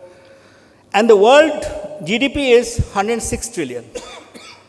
So does it make sense at all that 8.7% of the world GDP is going into is the value of or the cost of cybersecurity? We are using a wrong denominator. It is not income. You should not look at income to measure the damage done. If the World Trade Center goes down, that is assets going down. So cybersecurity is also a very dangerous thing because it can paralyze your power system by hacking your grids. It can create nuclear difficulties if the cyber attackers hack. And I think this is going to be a huge invisible power. And I think we are in a lucky situation because India has got technological prowess. India has not only the training but the brains to equip this people. Now, I will sound out a few ideas rather than, repeating about Operation Sindoor. Operation Sindoor, a lot of people misunderstand as a warfare against Pakistan. It was not. It was exactly the Doval doctrine, which is if you hit me from across the border, I am going to do precision target of your terrorist infrastructure. And there's nothing wrong. I mean, why? Osama bin Laden was killed in Abbottabad. So if your warfare is from your soil and the terrorists are operating from your soil, I am entitled to take them out. If that results in some escalation, that is not my problem. I am entitled to hit you where it hurts you. So instead of going into Operation Sindoor and how security things affect, I have got a few ideas, and I'll quickly go through that, mindful of the time. One, I think I have elaborated that offensive-defensive strategy is very important. It cannot be just defensive. We just cry on the television screen that, oh, what a dastardly attack has happened. Something has to they must also pay, go for the head. Secondly, I think we also have to create an Iron Dome because we've seen that missile attacks are happening, drone attacks are happening, more and more unmanned methods of attacking will take place. Next, I think we have to use diplomacy to stop Pakistan's nuclear blackmail because we have stated that we are not going to use nuclear weapons as a first time. I think we have to get the global community to get them to force them to say they will do the same. They are not going to keep on blackmailing people by using nuclear weapons. The Indus Water Treaty is not like a Geneva Agreement that it is sacrosanct and it's guaranteed and sanctioned by World Bank and the rest of the world. It's a bilateral treaty entered in good faith, and we must keep on prodding Pakistan to say that, okay, you must you must vow that you are not supporting terrorism, and if you support terrorism, then of course all bets are off. Fifth, I have an interesting idea which people may not agree with me, but I'm just putting it to you. A lot of people are jingoistic and say we should go and attack Pakistan occupied Kashmir and therefore let loose the dogs of war. I don't agree with that. I am saying we should follow the German strategy. We should make our part of our current Kashmir, which is under us and not under enemy occupation, we should make it so prosperous that their GDP is 3 times that of the Pakistan occupied Kashmir, and people will see that they have got jobs, they've got business, they've got money, they're prospering, and then they will clamor. You know, there is a joke that Erich Honecker once was chatting up a barmaid in Eastern Germany and said, if you want me to grant you one wish, tell me that. And she said, I want you to open the Berlin Wall. And he said, oh, you want me to be alone with you? So I think we have seen how the Berlin Wall has fallen and East and West have reunited. I think we should try and do that. 2 more items. I think financial throttling of terrorism is very important. We are not using that very well. I'm not going to talk about how this can be done, but I know that there are many ways of following the money that terror funding happens, and we must work with the international partners to do that. Second last, I think ideological warfare is also important. If, Ajmal Kasab has been told that your Tatkal scheme to heaven is by killing Indians as a terrorist, we should also do a counter-propaganda that if that is the Tatkal scheme to heaven, the shortcut, why don't the leaders send their sons and daughters? Why is it that the cannon fodder is always the poor people? So I think ideological warfare is necessary. I'm not saying we should give it a religious flavor or color, but obviously we have to say that this sort of propaganda has to be stopped. And last but not the least, we need to have international cooperation, because I think there will be differences of opinion, but strategically, they say that in diplomacy there is no permanent friendship or permanent enemy. It's permanent interests. So there is an aligned interest between America, Australia, Japan, Korea, India, to make sure that we have never attacked any country. But we have to make sure that the balance of power is such that we are not threatened or attacked, and we can prosper and go ahead with our own lives and make our own country and our citizens prosperous. Thank you. Thank you. Mr. Roy, very, very interesting, and you also narrate the stories which make it very interesting and insightful. And also thank you for sharing some of your thoughts in terms of ideas which can be implemented. May I now invite Senior Vice President of ICC, Mr. Agarwal, to please share his thoughts.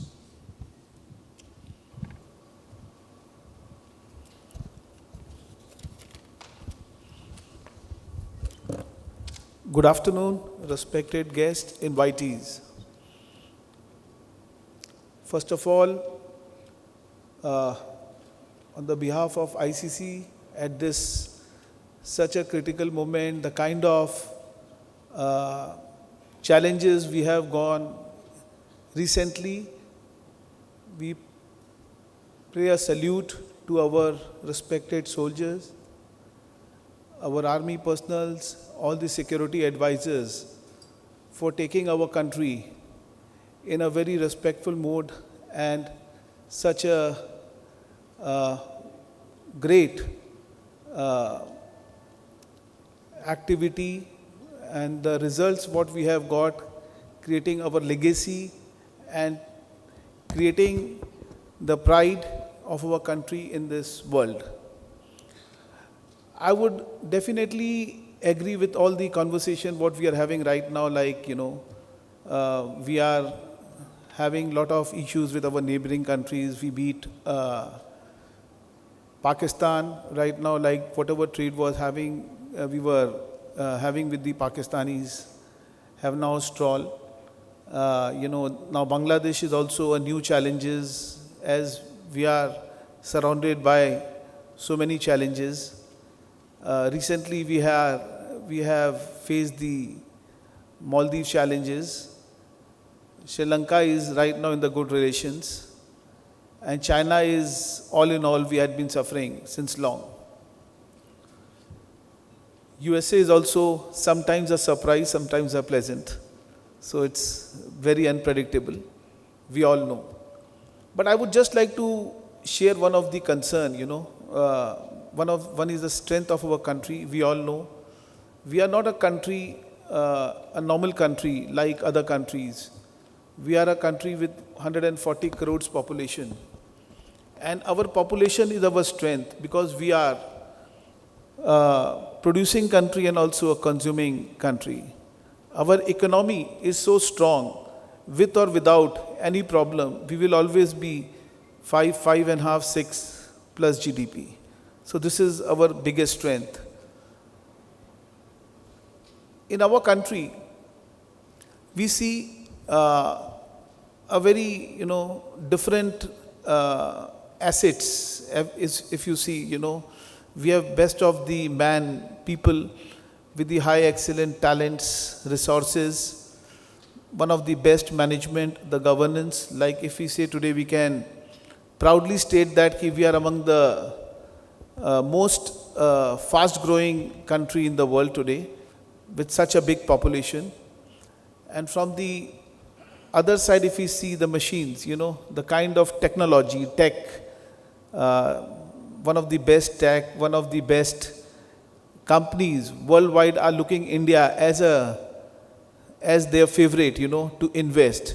So they know like we have everything. So it is, I would say now, maybe temporary, it is more little bit on the individual leadership. Sometimes we see some kind of a crisis, but in the midterm or a long term, I feel, India is the need of everyone. So we are extremely a very, very different country in all respect. Now, if you see from the China front, yes, I agree. Very, very unpredictable.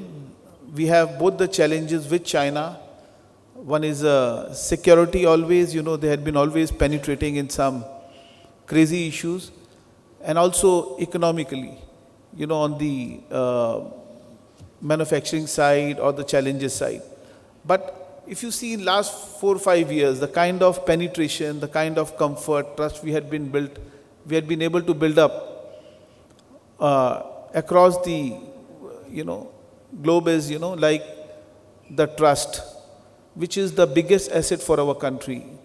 We have best of the engineers working worldwide, whether we beat AI or we talk of, digital, or we talk on the health side, which is the future at present. Last 3-4 years, yes, we had been going through a very different mode of geopolitical issues, after the Ukraine-Russia issues, a lot of new subject is cropping up. But if you see, we had been able to learn and do more better. So I feel each and every challenges our country has gained the advantage, have learned on the challenges and have moved forward. So I'm extremely optimistic on our country. And all these trade war, like, what is happening, maybe, it's not going to persist for a very long time because it has to end one day. And today being the advantage what we have in our country, I am pretty sure, we are going to be able to overcome and will be one of the world top 2 economy in next few years. Now we see the real penetration, what we see from the new American leadership is, the way they are going on their biggest conglomerate on investing in America, or, a lot of issues are there. Like we are seeing, Apple today is planning to set up the largest manufacturing plant, and they want to feed 2/3 of the demand from India. Because they know this is a country where they can overcome the China issues, and all the countries, worldwide, all the biggest conglomerate, they know like whether they require from the services, talent, brain, manpower, they need India, or on the consumption side, they cannot grow without India. Thank you so much.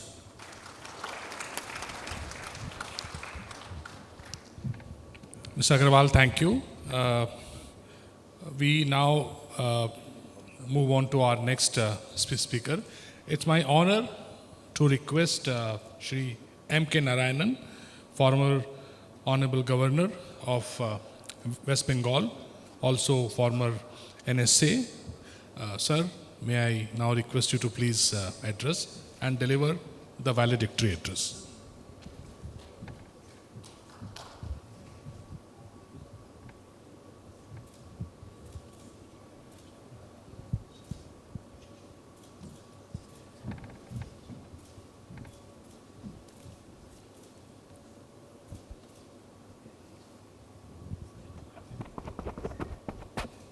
Can you hear me?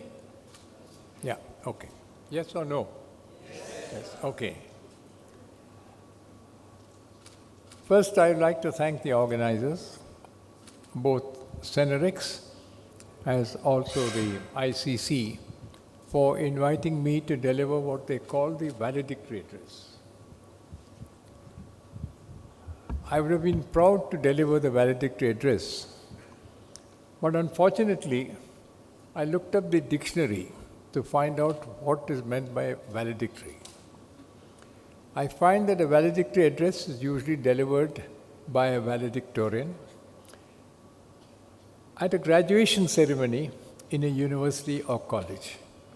I'm sure all of you who are present here will realize that we are not members of a university, nor do we qualify to be students, and therefore, with the permission of Mr.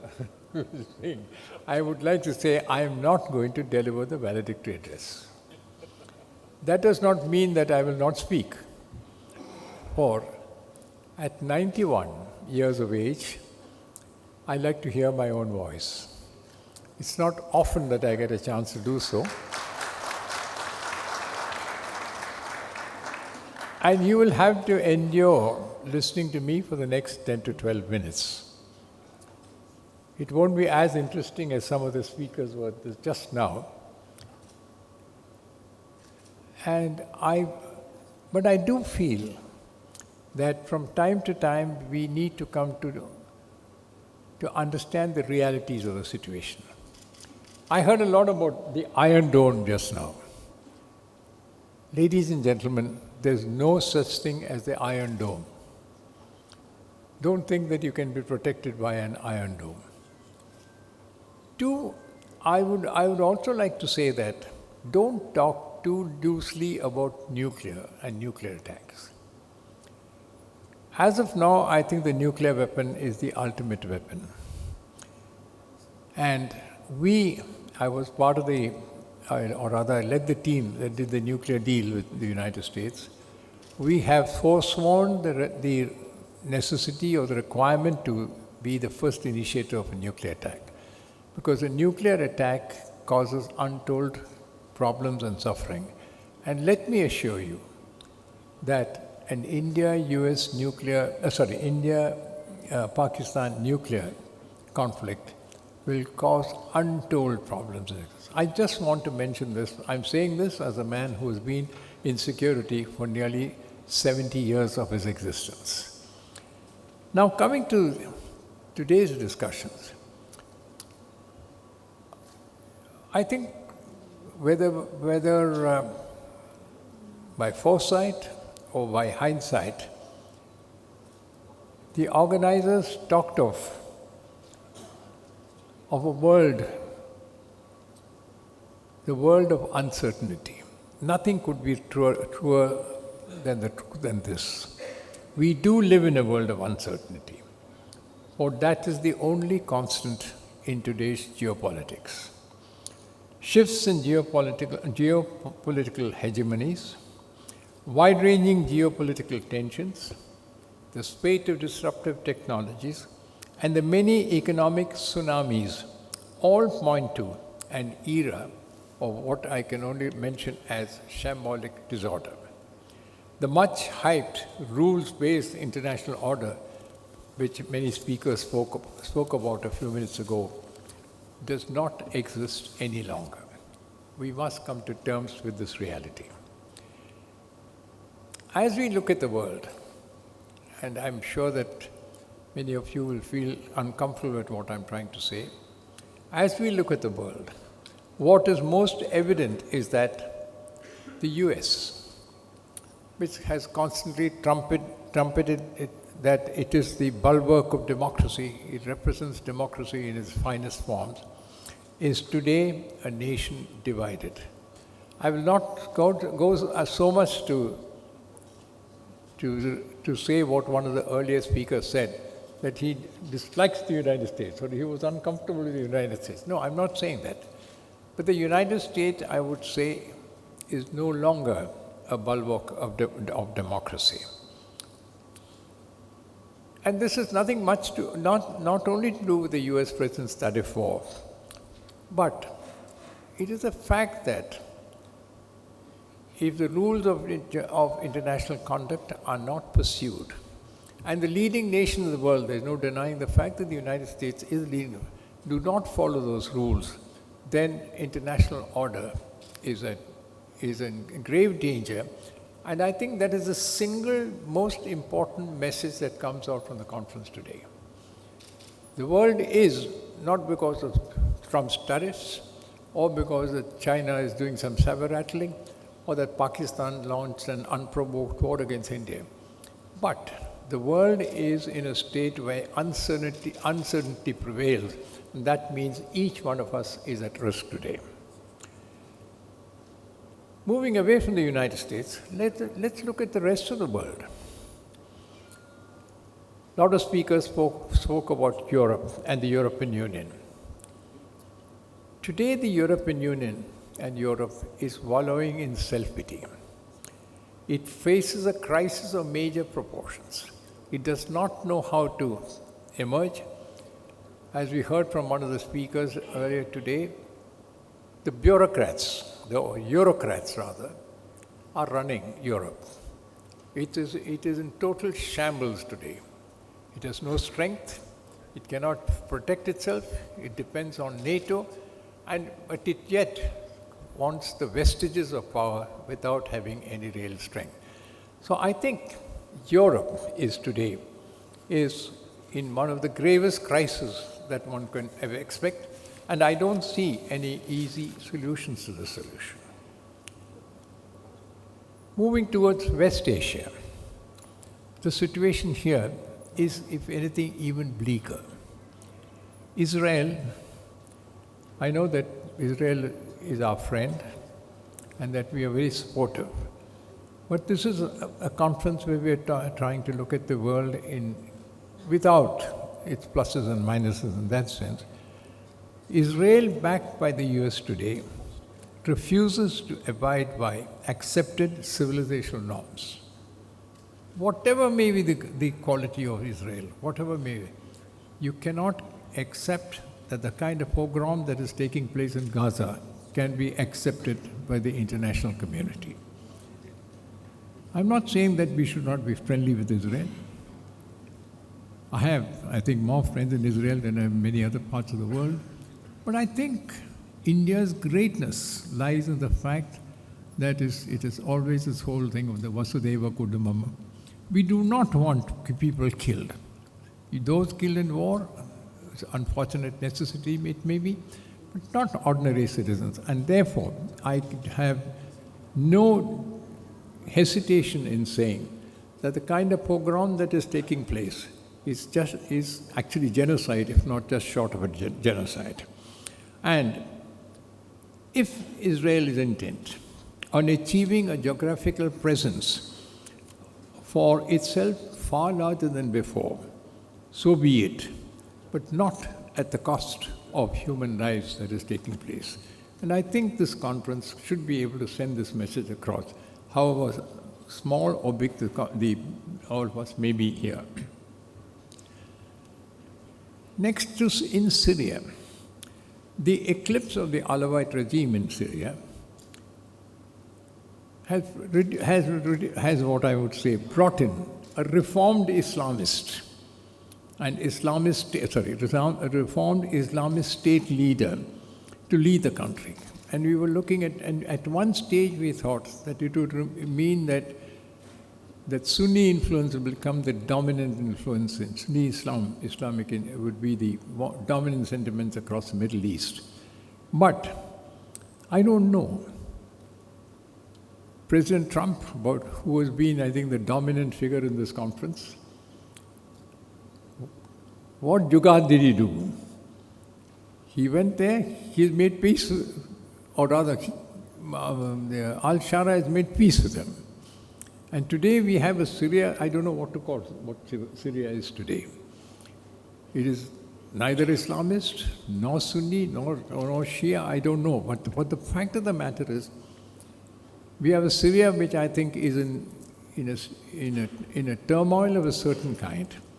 Apart from the economic turmoil, I think it doesn't quite realize what exactly it is. Likewise, in rest of West Asia also,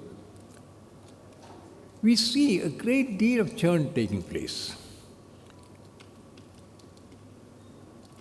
President Trump's recent visit to West Asia has seen a return of US influence in both Saudi Arabia and in some other parts of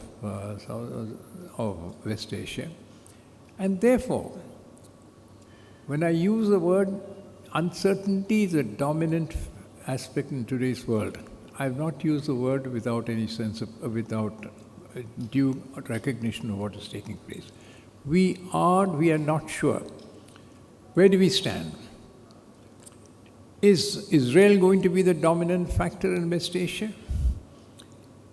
Are the Arab nations going to again return back to their positions of influence or not? How does India react to the situation there? Can we maintain our friendship with Israel at one level and with the rest of the Arab nations on the other? I think these are major issues. I'm glad that I'm not in Delhi, but I think these are issues that will go into torment us for quite a long time to come. I shall not refer to what's taking place in North Africa, etc., because for the purpose of this conference and given the constraints of time, we have to reduce the areas that are of critical importance to us just today. Asia, for instance, the continent that we belong to, the way we are resident in, at one level, one may say that Asia is not facing any major wars. I mean, I'm not saying that the conflict in Bangladesh, Rohingyas and others are not important enough, but I'm not talking of major conflicts that took place in the past. But what we do see, that what may appear like relative peace is not a case of that peace is at hand. Much of the region faces several things bubbling under the surface. Take Afghanistan, for instance. It is in a state of perennial turmoil and is descending into anarchy. Nepal, for instance. Who can talk about where Nepal stands today? We have Bangladesh, which should, and I still feel strongly, should be our closest friend, today at odds with us. Sri Lanka, notwithstanding the hands of friendship that we are extending and some of it being reciprocated, is again a matter of concern for us. So Asia, at least the countries of Asia nearest to us, are in a state of what I would call uncertainty, which does not augur well for us. I've left out Pakistan because I want to refer to Pakistan separately. Pakistan is and has been a nation which is at war with itself and has been for some time. The secessionist forces in Balochistan and Pashtunistan are getting stronger by the day. And there are many new flashpoints which are arising in the region. What is Pakistan's answer to this? The specter of military rule once again. You have a president in Pakistan who is actually warming the seat for his brother, but neither have any strength. The strength is with the army, the Chief of Army Staff, earlier, till very recently, a General Asim Munir, now Field Marshal, is once again wielding the kind of influence that has been the bane of Pakistan for I think, several decades. This time, the Chief of Army Staff has gone much further than many of his predecessors. And I think this poses a direct threat to us. He says, and I quote, in what is often referred to as the clash of civilization speech, that Pakistanis are different from Hindus in every possible aspect of life: religion, custom, traditions, thoughts, and that Kashmir is their jugular vein. Nobody can doubt what the message means, that there can be no lasting peace in the region and that Pakistan would remain an implacable foe for India. I think we need to understand this. I'm not saying that, as somebody did mention, that how do we exterminate Pakistan? I'm not saying that. But after many, many years, now you have an army chief who is now the de facto leader of the country, who has now expressed his views in no uncertain terms. And I think we should recognize this thing. It may not be that we should invade Pakistan or do something of the kind, but we cannot lower our guard. Kashmir is a flashpoint. We need to be careful about Kashmir. I recognize what one of the previous speakers said, that we must try and make the Indian part of Kashmir a kind of an object of what called envy of the other side. Easier said than done, because Pakistan will never allow us to do that. But I think, because this is an audience which consists basically of what I call the intelligentsia, please recognize that our war with Pakistan is far from over. It is only beginning. It's not, Operation Sindoor was an example of what we could do, but it's not the end objective. We should keep that very much in mind. There are no dearth of other tensions which are present in the region. I mean, there's an expert here on Myanmar. There are the generals in Myanmar. We have the Rohingya problems, etc., etc. But none of these represent this kind of threat of the kind that I mentioned just now. I do feel strongly that the eclipse of the Sheikh Hasina regime and of Sheikh Hasina herself in Bangladesh is a major setback to India. I think we need to rectify the situation. Bangladesh, I don't know how many would agree with me, is, I think, an integral part of India. I was present. Figuratively rather than in fact, during the birth of Bangladesh. I was very much in intelligence. I was very much involved in the Bangladesh operations. I think Bangladesh is, in many ways, a microcosm of what India is. We cannot afford to lose Bangladesh, the bell notwithstanding.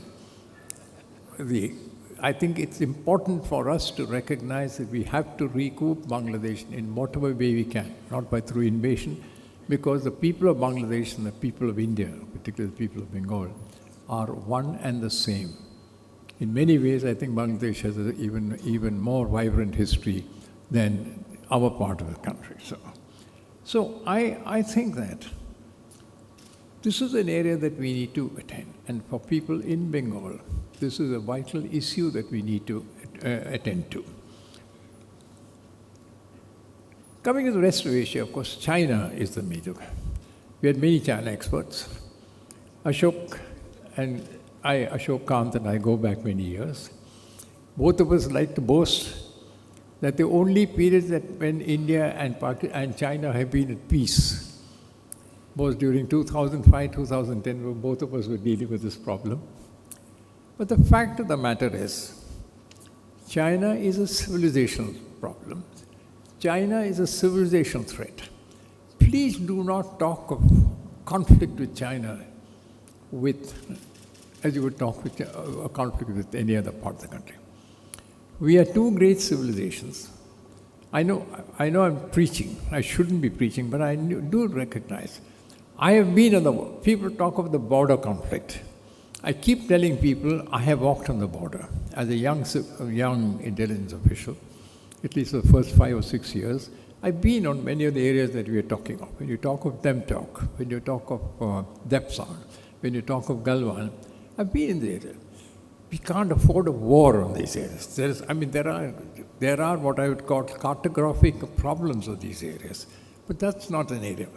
Yes, I think the Northeast, what is taking place in the Northeast today, and China's grand plans for the new dams, etc., pose a far greater threat to whatever little bit of shooting wars that may take place.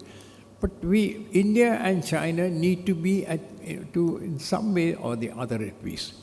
Both are civilizations. I was for 6 years, the special representative border talks. I had an opportunity to meet many Chinese. I don't think China wants a war with India. China wants to ensure that it is the major civilization in this part of the world, if not in the rest of the world. We have to manage that. I think Indian diplomacy, Gautams and others, Ashoks and whatnot, we can manage that situation. Please understand that. I don't want to use a language of conflict. I want us to recognize the essential strength of Indian civilization, which is superior, I would say, to the Chinese civilization. 2 minutes. We heard a very interesting thing on cyber and on artificial intelligence. But let me say a few words on cyber also. In any conflict tomorrow, hereafter, or even now, the role of cyber cannot be ignored. Not much has been mentioned across the world about the role of cyber in the Ukraine-Russia conflict. Whatever little I know has demonstrated that it's been devastating. As devastating, if not much more so, than the drones and others that have been at play. Added to that, the advent of AI has fundamentally altered the nature of war and the role of the military.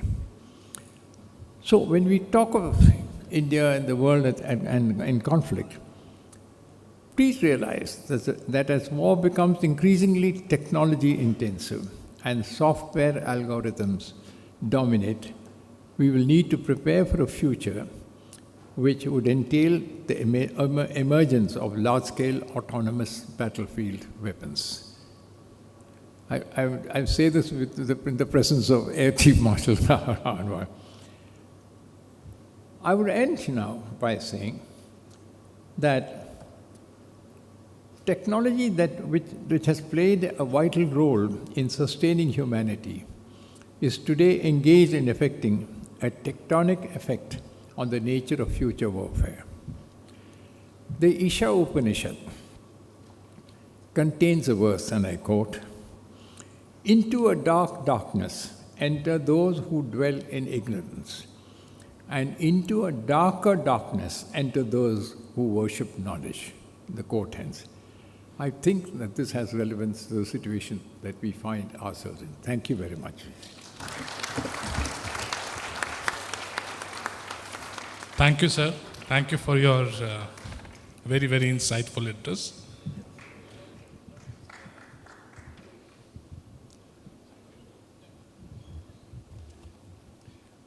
May I now invite Brigadier Mukherjee for his vote of thanks.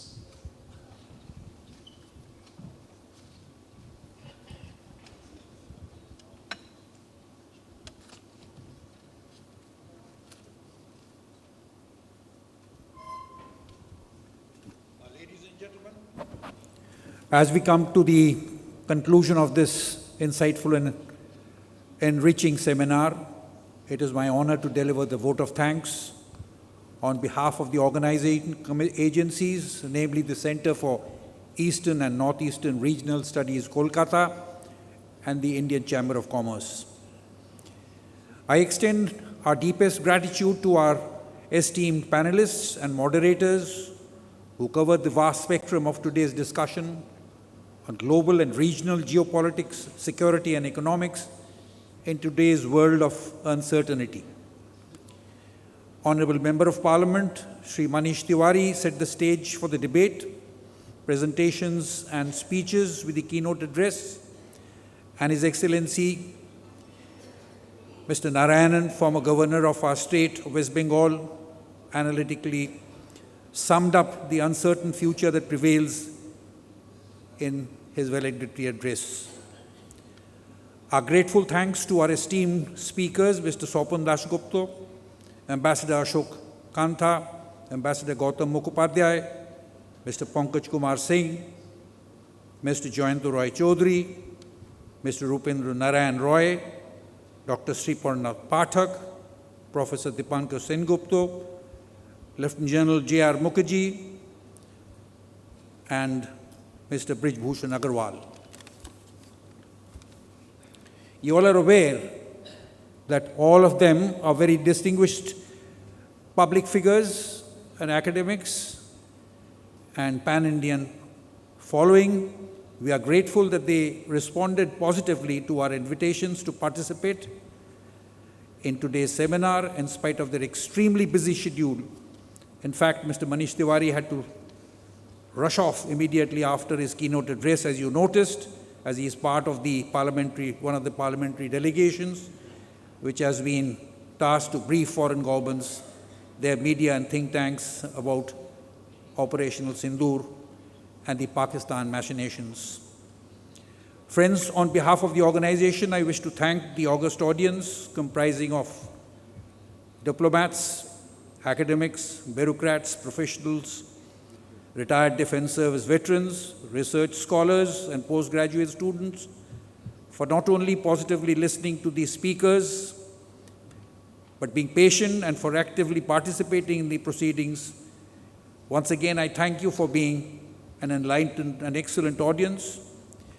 Your presence encouraged the speakers to freely air their views. I wish to also thank key members of the organizing committee for the great cooperation and encouragement that they provided, especially Mr. Jindal, President ICC, Air Chief Marshal Orup Raha, President Sinners-K, Major General Arun Roy, Vice President of Sinners-K, Mr. Brij Bhushan Agarwal, Senior Vice President ICC, and who's also the Chairman and MD of Sham Metallics and Energy Limited, and Dr. Rajiv Singh, the Director General of ICC. Friends, on all your behalf, I wish to also thank the officials and staff of Lalit Great Eastern Hotel, the venue for today's seminar, for their constant support and supervision, for organizing the event and to be a wonderful and sumptuous lunch that they have laid out for you now. I'm sure you will all enjoy it. Finally, a big thank you to all the professional vendors that work behind the scenes to ensure a flawless presentation of a very successful event. Ladies and gentlemen, I thank you for all your patience and cooperation. And before we disperse, I will request Vice President Sinners-K, Major Arun Roy, to make his closing address and highlight the takeaways from today's event. Thank you, ladies and gentlemen. Over to General Roy. Thank you, Brigadier Mukherjee. Good afternoon, gentlemen. It's difficult to be the last man standing between a large audience and the lunch. Never mind. I'll try my best as soon as possible. Ladies and gentlemen, the word war was used about 11 times more than the word development during the conference today. I mean, I ended my counting somewhere there. So that at least gives you a hint as to where development stands and where war stands. In an uncertain world today, where the Americans first goaded Ukrainians to go into a war with Russia, And today, the same Americans are goading Ukraine to go to peace with Russia. So it is uncertain. Israel and Hamas have been carrying on for a long time. We don't know who is going after Syria now. The Syrian president today is friend with the American president. So we do not know what's going to happen between China and Taiwan, as brought out by a speaker prior to me. So what is happening is globally there is a large amount of uncertainty. But let's come down to regional issues. There is if you see the map there is a certain amount of certainty there. The only thing which is certain is we are living in a tougher neighborhood than what it was before, with the addition of Bangladesh where it is. Ladies and gentlemen, what do we require out of our neighbors? Stability, living in peace, and having a viable, economically viable state on our neighborhood. Then it is development for everybody. But the moment this balance is changed, what you see then is disharmony, which is what is happening now in South Asia. Bangladesh, as brought out by Mr. Roy Chaudhary earlier, we require a balanced Bangladesh. Otherwise, we as well as Bangladesh are going to suffer. Ambassador Kanta had talked about crystal grazing, so did Honorable Sopan Das Gupta. What is crystal gazing? Militarily, I can tell you what it is. It is conceptualization of a thought. It is the vision for future events. Thereafter, you work out some options. And thereafter, you try and get some results. And results in today's world depends upon the ecosystem and the narratives that you manage to build up. Ambassador Mukhopadhyay had talked about hard borders and fencing. He is absolutely right when he talks hard borders and fencing are not in anybody's interest. It will exactly produce the opposite issues that are required. Then, of course, somebody talked about the new oil, rare earth elements. That is where the money lies in future. I must talk before closing and sending you for lunch about the economic portion. I am not an economist. What started out by Mr. Trump, perhaps, a conflict in the tariff zone, I do not know whether he had control over the termination of this conflict, or did we know about the indicators about this conflict on tariff. It is very important that when we commence a conflict, either we can avoid it, evade it, or terminate it. There is nothing known as resolution to a conflict on economic field. So, termination, the most important portion is to know what the indicators are, and then controlling the indicators. Thank you, ladies and gentlemen. You may proceed for lunch. Thank you for your patience. Ladies and gentlemen, I'll take a minute. I'll request Dr. Rajiv Singh to please hand over the mementos as a token of appreciation to our panelists. Dr. Rajiv Singh.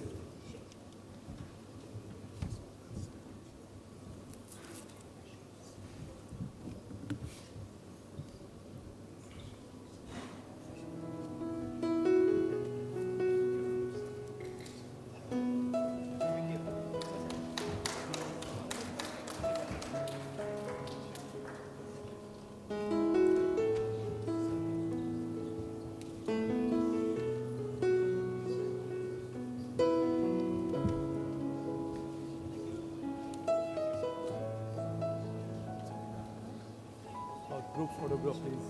To this. Yeah. This.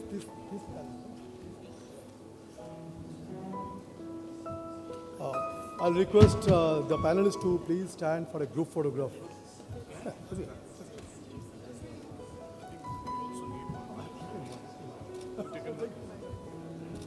stand in front.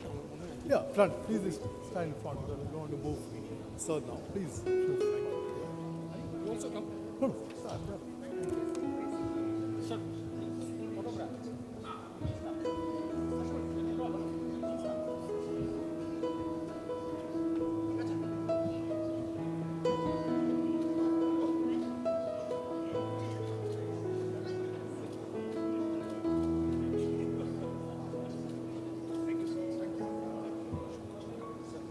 Thank you. Ladies and gentlemen, please proceed, floor.